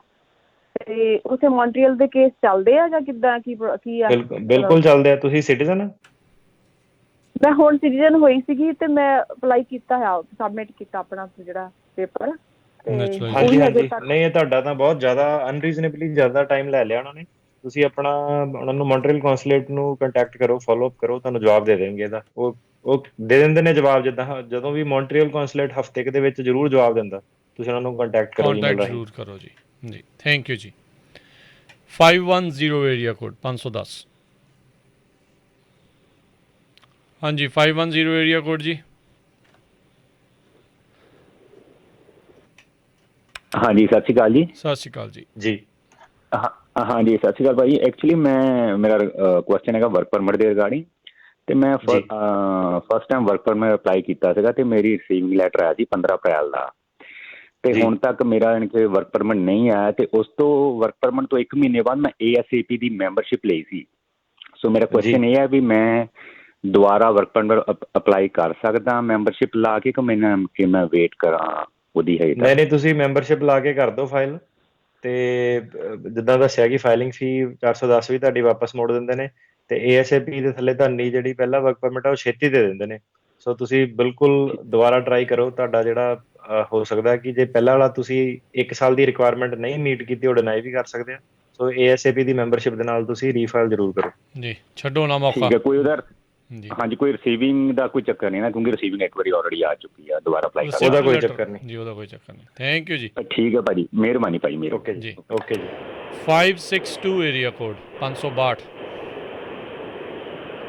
ਹਾਂਜੀ ਮੇਰਾ ਜੀ ਤੁਹਾਡਾ ਜੀ। ਹਾਂਜੀ ਸਤਿ ਸ਼੍ਰੀ ਅਕਾਲ ਜੀ। ਸਤਿ ਸ਼੍ਰੀ ਅਕਾਲ ਜੀ। ਹਾਂਜੀ ਭਾਜੀ ਮੈਂ ਬਾਰਡਰ ਟੱਪ ਕੇ ਆਇਆ ਸੀ ਤੇ ਕੇਸ ਮੇਰਾ ਸਰਕਟ 9 ਦੇ ਵਿੱਚ ਸੀਗਾ, ਉੱਥੋਂ ਡਿਨਾਈ ਹੋ ਗਿਆ ਤੇ ਮੈਂ ਕੰਮ ਕਰਦਾ ਇੱਥੇ 7-11 ਤੇ ਮੇਰੇ ਨਾਲ 2 ਵਾਰ ਰੋਬਰੀ ਹੋ ਚੁੱਕੀ ਪਰ ਰਿਪੋਰਟ ਕੋਈ ਲਿਖਾਈ ਨਹੀਂ ਤੇ ਏਦਾਂ ਹੀ ਬਸ ਹਾਰ ਦਿੱਤਾ ਵੀ ਨਾ ਕੁਛ ਨਹੀਂ ਨਿਕਾਲ ਹੋ ਗਿਆ, ਕੋਈ ਗੱਲ ਨਹੀਂ ਤੇ ਇਹ ਰਿਪੋਰਟ ਲਿਖਾਉਣੀ ਜ਼ਰੂਰੀ ਹੈ ਤੇ ਹੋ ਸਕਦਾ ਜੇਕਰ ਮੇਰਾ ਕੇਸ ਡਿਨਾਈ ਹੋਇਆ ਹੋਵੇ ਤਾਂ ਸਰਕਟ ਦੇ ਵਿੱਚ ਯੂ ਵੀਜ਼ਾ ਅਪਲਾਈ ਹੋ ਸਕਦਾ? ਬਿਲਕੁਲ ਹੋ ਸਕਦਾ ਯੂ ਵੀਜ਼ਾ, ਪਰ ਰਿਪੋਰਟ ਲਿਖਾਣੀ ਜ਼ਰੂਰੀ ਹੈ, ਏਦਾਂ ਆਪਣੇ ਆਪ ਨਹੀਂ। ਉਹ ਤਾਂ ਰਾਤ ਗਈ ਬਾਤ ਗਈ ਹੈ ਨਾ, ਜੇ ਤੁਸੀਂ ਰਿਪੋਰਟ ਨਹੀਂ ਲਿਖਾਈ ਤੇ ਅਗਲੀ ਵਾਰੀ ਜੇ ਮੈਂ ਇਹੀ ਕਹਿੰਦਾ ਤੁਹਾਡੇ ਨਾਲ ਨਾ ਹੋਵੇ ਰੋਬਰੀ ਹੈ ਨਾ, ਕਿਉਂਕਿ ਕੁਝ ਵੀ ਹੋ ਸਕਦਾ ਪਰ ਜੇ ਤੁਸੀਂ ਏਦਾਂ ਦੇ ਕੰਮ ਵੀ ਤੁਸੀਂ ਹੁਣ ਲੀਗਲੀ ਨਹੀਂ ਕਰ ਸਕਦੇ, ਉਹ ਵੀ ਮੈਂ ਤੁਹਾਨੂੰ ਸਲਾਹ ਨਹੀਂ ਦੇ ਸਕਦਾ। ਪਰ ਜੇ ਤੁਹਾਡੇ ਨਾਲ ਕੋਈ ਕ੍ਰਾਈਮ ਅਗਲੀ ਵਾਰੀ ਹੁੰਦਾ, ਤੁਸੀਂ ਰਿਪੋਰਟ ਦੇ ਵਿੱਚ ਪੂਰਾ ਵੱਧ ਚੜ ਕੇ ਲਿਖਾਣਾ ਕਿ ਕੀ ਸੀਗਾ, ਕਿੱਦਾਂ ਸੀਗਾ, ਕੀ ਧਮਕੀ, ਕੀ ਤੁਹਾਨੂੰ ਥ੍ਰੈਟ ਹੋਇਆ, ਵੈਪਨ ਡਿਸਪਲੇ ਕੀਤਾ ਨਹੀਂ ਕੀਤਾ, ਤੁਹਾਨੂੰ ਦੱਸਿਆ ਵੈਪਨ ਹੈ ਨਹੀਂ ਹੈ ਨਾ। ਸੋ ਸਾਰੀਆਂ ਚੀਜ਼ਾਂ ਕਰਾ ਕੇ ਬੰਦੇ ਨੂੰ ਫੜਾਉਣਾ ਤੇ ਪੂਰਾ ਪੁਲਿਸ ਨਾਲ ਕੋਆਪਰੇਟ ਕਰਨਾ ਜੀ। ਉੱਦਾਂ ਪੁਰਾਣਾ ਹੋਏ ਕ੍ਰਾਈਮ ਦੀ ਰਿਪੋਰਟ ਬਾਅਦ ਦੇ ਵਿੱਚ ਵੀ ਲਿਖਾਈ ਜਾ ਸਕਦੀ ਹੈ? ਬਾਅਦ ਚ ਨਹੀਂ ਲਿਖਦੇ, ਉਹ ਬੰਦਾ ਹੀ ਨਹੀਂ ਲੱਭਣਾ, ਬੰਦਾ ਹੀ ਨਹੀਂ ਲੱਭਣਾ ਜਾਂ ਉਹ ਟੂ ਲੇਟ ਜਿਹੜਾ ਉਹ ਕੰਮ ਉਹ ਤਾਂ ਫਿਰ ਇਦਾਂ ਦਾ ਫਿਰ ਕੋਈ ਵੀ ਕਹੀ ਜਾਵੇ ਹੈ ਨਾ। ਫਿਰ ਇਹ ਤਾਂ ਗੱਲ ਤੁਹਾਡੀ ਸਹੀ ਆ, ਮੇਰੇ ਨਾਲ ਵੀ ਇਦਾਂ ਹੋਇਆ ਸੀ ਤੇ ਉਹਨਾਂ ਵੀ ਉਦਾਂ ਹੋਇਆ ਸੀ, ਐਂ ਗੱਲ ਨਹੀਂ ਬਣਨੀ। ਸੋ ਰਿਪੋਰਟ ਲਿਖਾਉਣੀ ਜ਼ਰੂਰੀ ਹੈ। ਸੋ ਪ੍ਰੋਸੈਸ ਦੇ ਵਿੱਚ ਪਹਿਲਾ ਜਿਹੜਾ ਲੀਗਲ ਜਿਹੜਾ ਆ ਉਹ ਹੈਗਾ ਆ ਡਾਕੂਮੈਂਟ, ਦੂਜੇ ਬਾਅਦ 'ਚ ਵਾਰੀ ਆਉਣੀ ਆ ਵੀ ਤੁਸੀਂ ਰਿਪੋਰਟ ਕੀਤੀ, ਮਦਦ ਕੀਤੀ ਤੇ ਫਿਰ ਉਹ ਸਾਰੀਆਂ ਚੀਜ਼ਾਂ ਪਹਿਲ ਦੇ ਵਿੱਚ ਆ ਉਹ ਹੋਣਗੀਆਂ, ਫਿਰ ਜਿਹੜਾ ਅੱਗੇ ਤੁਹਾਡਾ ਕੰਮ ਜਿਹੜਾ ਉਹ ਤੁਰਨਾ ਹੈਗਾ ਆ। ਪਹਿਲਾਂ ਪੁਲਿਸ ਨੂੰ ਕਾਲ ਕਰਨਾ, ਵਕੀਲ ਨੂੰ ਬਾਅਦ ਚ ਕਰਨੀ ਆ ਜੀ। 973 ਏਰੀਆ ਕੋਡ 973।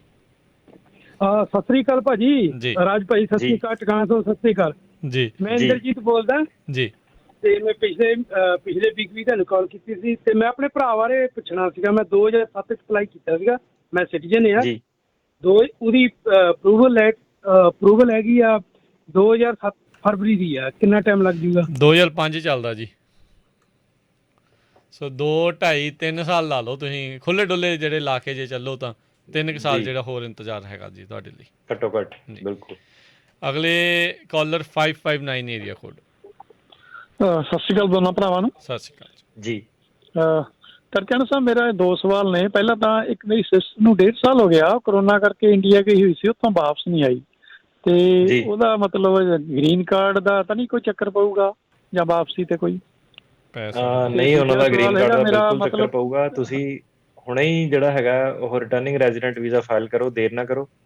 ਇੱਕ ਆਪਸ਼ਨ ਤੁਹਾਡੇ ਕੋਲ ਰਿਟਰਨਿੰਗ ਰੈਜ਼ੀਡੈਂਟ ਵੀਜ਼ੇ ਦੀ ਆ, ਦੂਜੀ ਆਪਸ਼ਨ ਇਹ ਹੈ ਕਿ ਜੇ ਤਾਂ ਜਹਾਜ਼ ਵਾਲੇ ਉਹਨਾਂ ਨੂੰ ਚੜ੍ਹਨ ਦਿੰਦੇ ਆ ਸਿੱਧਾ ਉਹ ਬੋਰਡ ਕਰ ਲੈਣ ਤੇ ਆ ਕੇ ਉਹਨਾਂ ਦੀ CVP ਵਾਲੇ ਕੁਐਸਚਨ ਕਰੂਗੇ, ਪਰ ਉਹ ਵੀ ਉਹਨਾਂ ਨੂੰ ਅੰਦਰ ਆਣ ਦੇ ਸਕਦੇ ਆ। ਸੋ ਇਹ 2 ਤੁਹਾਡੇ ਕੋਲ ਆਪਸ਼ਨਸ ਹੈਗੀਆਂ। ਪਹਿਲਾਂ ਤੁਸੀਂ ਫਲਾਈਟ ਵਾਲਾ ਕਰਕੇ ਦੇਖ ਲਓ, ਦੇਖੋ ਜੇ ਚੜ੍ਹਨ ਦਿੰਦੇ ਆ, ਨਹੀਂ ਤਾਂ ਫਿਰ ਤੁਸੀਂ ਇਮੀਡੀਏਟਲੀ ਜਿਹੜਾ ਹੈਗਾ ਰਿਟਰਨਿੰਗ ਰੈਜ਼ੀਡੈਂਟ ਵੀਜ਼ਾ ਫਾਈਲ ਕਰ ਦਿਓ, ਦੇਰ ਨਾ ਕਰੋ ਜੀ। ਠੀਕ ਹੈ। ਦੂਜਾ ਮੇਰਾ ਸਵਾਲ ਸੀਗਾ, ਜੇ ਮਤਲਬ 6 ਮਹੀਨੇ ਤੋਂ ਵੱਧ ਹੋ ਜਾਂਦੇ ਨੇ ਇੱਥੇ, ਫਿਰ ਸਿਟੀਜ਼ਨਸ਼ਿਪ ਤੇ ਉਹ ਕੱਟੇ ਜਾਂਦੇ ਆ 6 ਮਹੀਨੇ? ਕਿੰਨਾ ਟਾਈਮ ਕੱਟਿਆ ਜਾਂਦਾ? ਨਹੀਂ ਜੀ, ਉਹ ਕਲੌਕ ਰੀਸੈਟ ਹੋ ਜਾਂਦੀ ਜੋ ਜੀ। ਹੁਣ ਦੁਬਾਰਾ ਉਹਨਾਂ ਨੂੰ ਜਦੋਂ ਆਉਗੇ ਨਾ ਨਵੇਂ ਸਿਰੇ, ਉਹਨਾਂ ਨੂੰ 5 ਸਾਲ ਪੂਰੇ ਕਰਨੇ ਪੈਣੇ ਆ। ਅੱਛਾ। ਪੁਰਾਣੇ ਸਮਾਂ ਸਾਰਾ ਜਿਹੜਾ ਜੀ ਮਿੱਟੀ ਇੱਕ ਹਿਸਾਬ ਦੇ ਨਾਲ। ਹੁਣ ਨਵੀਂ ਕਲੌਕ ਸ਼ੁਰੂ ਹੋਊਗੀ ਜਿੱਦਣ ਵਾਪਸ ਇੱਥੇ ਆਏ, ਉਸ ਦਿਨ ਤੋਂ ਪਹਿਲਾ ਦਿਨ ਸ਼ੁਰੂ ਹੋਣਾ। ਅੱਛਾ, ਜਦ ਤੁਸੀਂ ਜੀ ਬਿਲਕੁਲ। ਲਾਈਨ ਇਹਨਾਂ ਦੀ ਜਿਹੜੀ ਉਹ ਡ੍ਰੌਪ ਹੋ ਗਈ ਆ, ਪਰ ਇਹ ਹੈਗਾ। ਬਾਕੀ ਨਾ ਚਲੋ ਆਪਾਂ ਬਾਰ-ਬਾਰ ਇਹ ਗੱਲ ਕੀਤੀ ਆ, 1.5 ਸਾਲ ਜੇ ਹੋ ਗਿਆ ਆ, ਵਿਚਾਲੇ ਤਕਰੀਬਨ 7-8 ਮਹੀਨੇ 9 ਮਹੀਨੇ ਇੱਦਾਂ ਦਾ ਸਮਾਂ ਸੀਗਾ, ਸਾਲ ਤਕਰੀਬਨ ਇੱਦਾਂ ਦਾ ਸਮਾਂ ਸੀਗਾ ਜਿਹਦੇ ਵਿੱਚ ਫਲਾਈਟਾਂ ਦੀ ਕੋਈ ਰੋਕ ਟੋਕ ਨਹੀਂ ਸੀਗੀ। ਕਰੋਨਾ ਦੇ ਕਰਕੇ ਜਿਹੜਾ ਆਉਣ ਜਾਣ ਦੇ ਉੱਤੇ ਕੋਈ ਪ੍ਰੋਬਲਮ ਨਹੀਂ ਸੀਗੀ। ਸੋ ਪਤਾ ਨਹੀਂ ਆ ਵੀ ਉਹ ਬਹਾਨਾ ਚੱਲੂਗਾ ਨਹੀਂ ਚੱਲੂਗਾ, ਕਿੱਦਾਂ ਰਹੂਗਾ। ਸੋ ਤੁਸੀਂ ਨਾ ਇਹ ਨਾ ਸੋਚੀ ਜਾਓ ਵੀ ਮੋਟੇ ਪੱਧਰ ਦੇ ਉੱਤੇ ਆਪਾਂ ਕਹੀ ਜਾਈਏ ਵੀ ਜੀ ਕਰੋਨਾ ਚੱਲਦਾ ਸੀ ਤੇ ਆ ਨਹੀਂ ਸਕੇ। ਬਹੁਤ ਸਾਰੇ ਲੋਕ ਆਉਂਦੇ ਜਾਂਦੇ ਰਹੇ ਆ। ਹੁਣ ਜਾ ਕੇ ਇਹਨਾਂ ਨੇ ਆਈ ਥਿੰਕ ਮਾਰਚ ਦੇ ਵਿੱਚ ਦੁਬਾਰਾ ਨਾਟ ਈਵਨ ਮਾਰਚ, ਕੁਛ ਸਮਾਂ ਪਹਿਲਾਂ ਹੀ ਜਿਹੜਾ ਇਹਨਾਂ ਨੇ ਦੁਬਾਰਾ ਥੋੜ੍ਹਾ ਜਿਹਾ ਇਹ ਰੋਕਿਆ ਹੈਗਾ ਵੀ ਉੱਥੋਂ ਜਿਹੜੇ ਉਹ ਆ ਨਹੀਂ ਸਕਦੇ। ਅਦਰਵਾਈਜ਼ ਵਿਚਾਲੇ ਜੇ ਬਿਲਕੁਲ ਕੰਮ ਜਿਹੜਾ ਲੈ ਦੇ ਉੱਤੇ ਸੀ, ਲੋਕੀ ਆ ਜਾ ਰਹੇ ਸੀਗੇ। ਸੋ ਇਹ ਧਿਆਨ ਜਿਹੜਾ ਉਹ ਰੱਖਿਓ ਜਿਹਨਾਂ ਨੂੰ ਵੀ ਜ਼ਿਆਦਾ ਸਮਾਂ ਜਿਹੜਾ ਉੱਥੇ ਰਹਿੰਦਿਆਂ ਨੂੰ ਹੋ ਗਿਆ ਆ।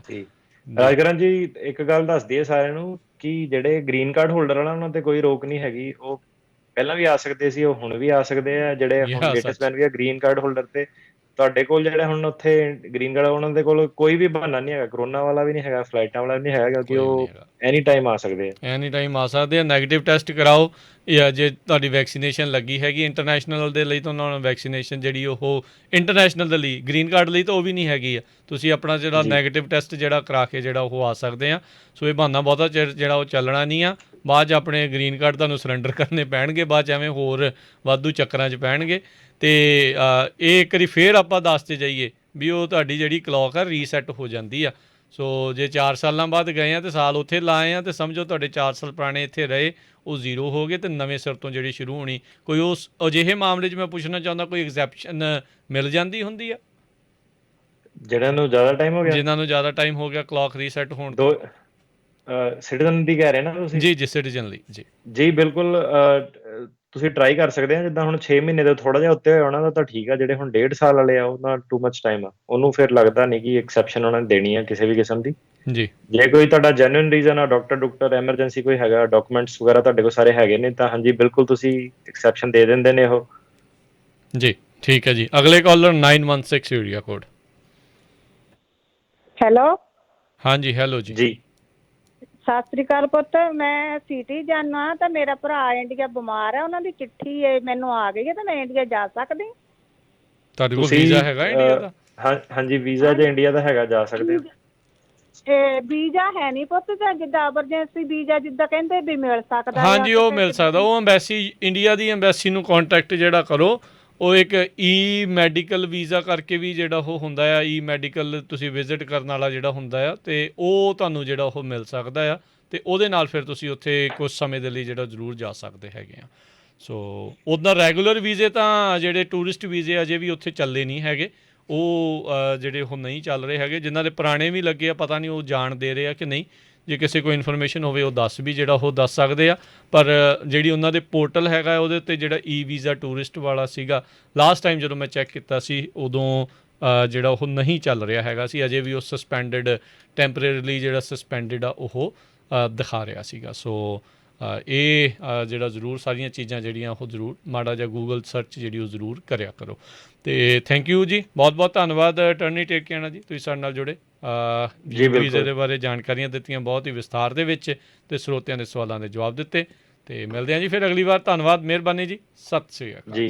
ਸਤਿ ਸ਼੍ਰੀ ਅਕਾਲ ਜੀ। ਸਤਿ ਸ਼੍ਰੀ ਅਕਾਲ। ਅਤੇ ਸਰੋਤਿਓ ਇੱਥੇ ਸਾਡਾ ਅੱਜ ਦਾ ਇਹ ਪ੍ਰੋਗਰਾਮ ਹੁਣ ਸਮਾਪਤ ਆ। ਮਿਲਦੇ ਹਾਂ ਅਗਲੀ ਵਾਰ। ਉਦੋਂ ਤੱਕ ਲਈ ਮੈਨੂੰ ਰਾਜਕਨਵੀਰ ਸਿੰਘ ਨੂੰ ਇਜਾਜ਼ਤ ਦਿਓ। ਮੇਰੇ ਵੱਲੋਂ ਵੀ ਤੁਹਾਨੂੰ ਸਭ ਨੂੰ ਪਿਆਰ ਭਰੀ ਸਤਿ ਸ਼੍ਰੀ ਅਕਾਲ। ਸੁਣਦੇ ਰਹੋ ਪੰਜਾਬੀ ਰੇਡੀਓ USA।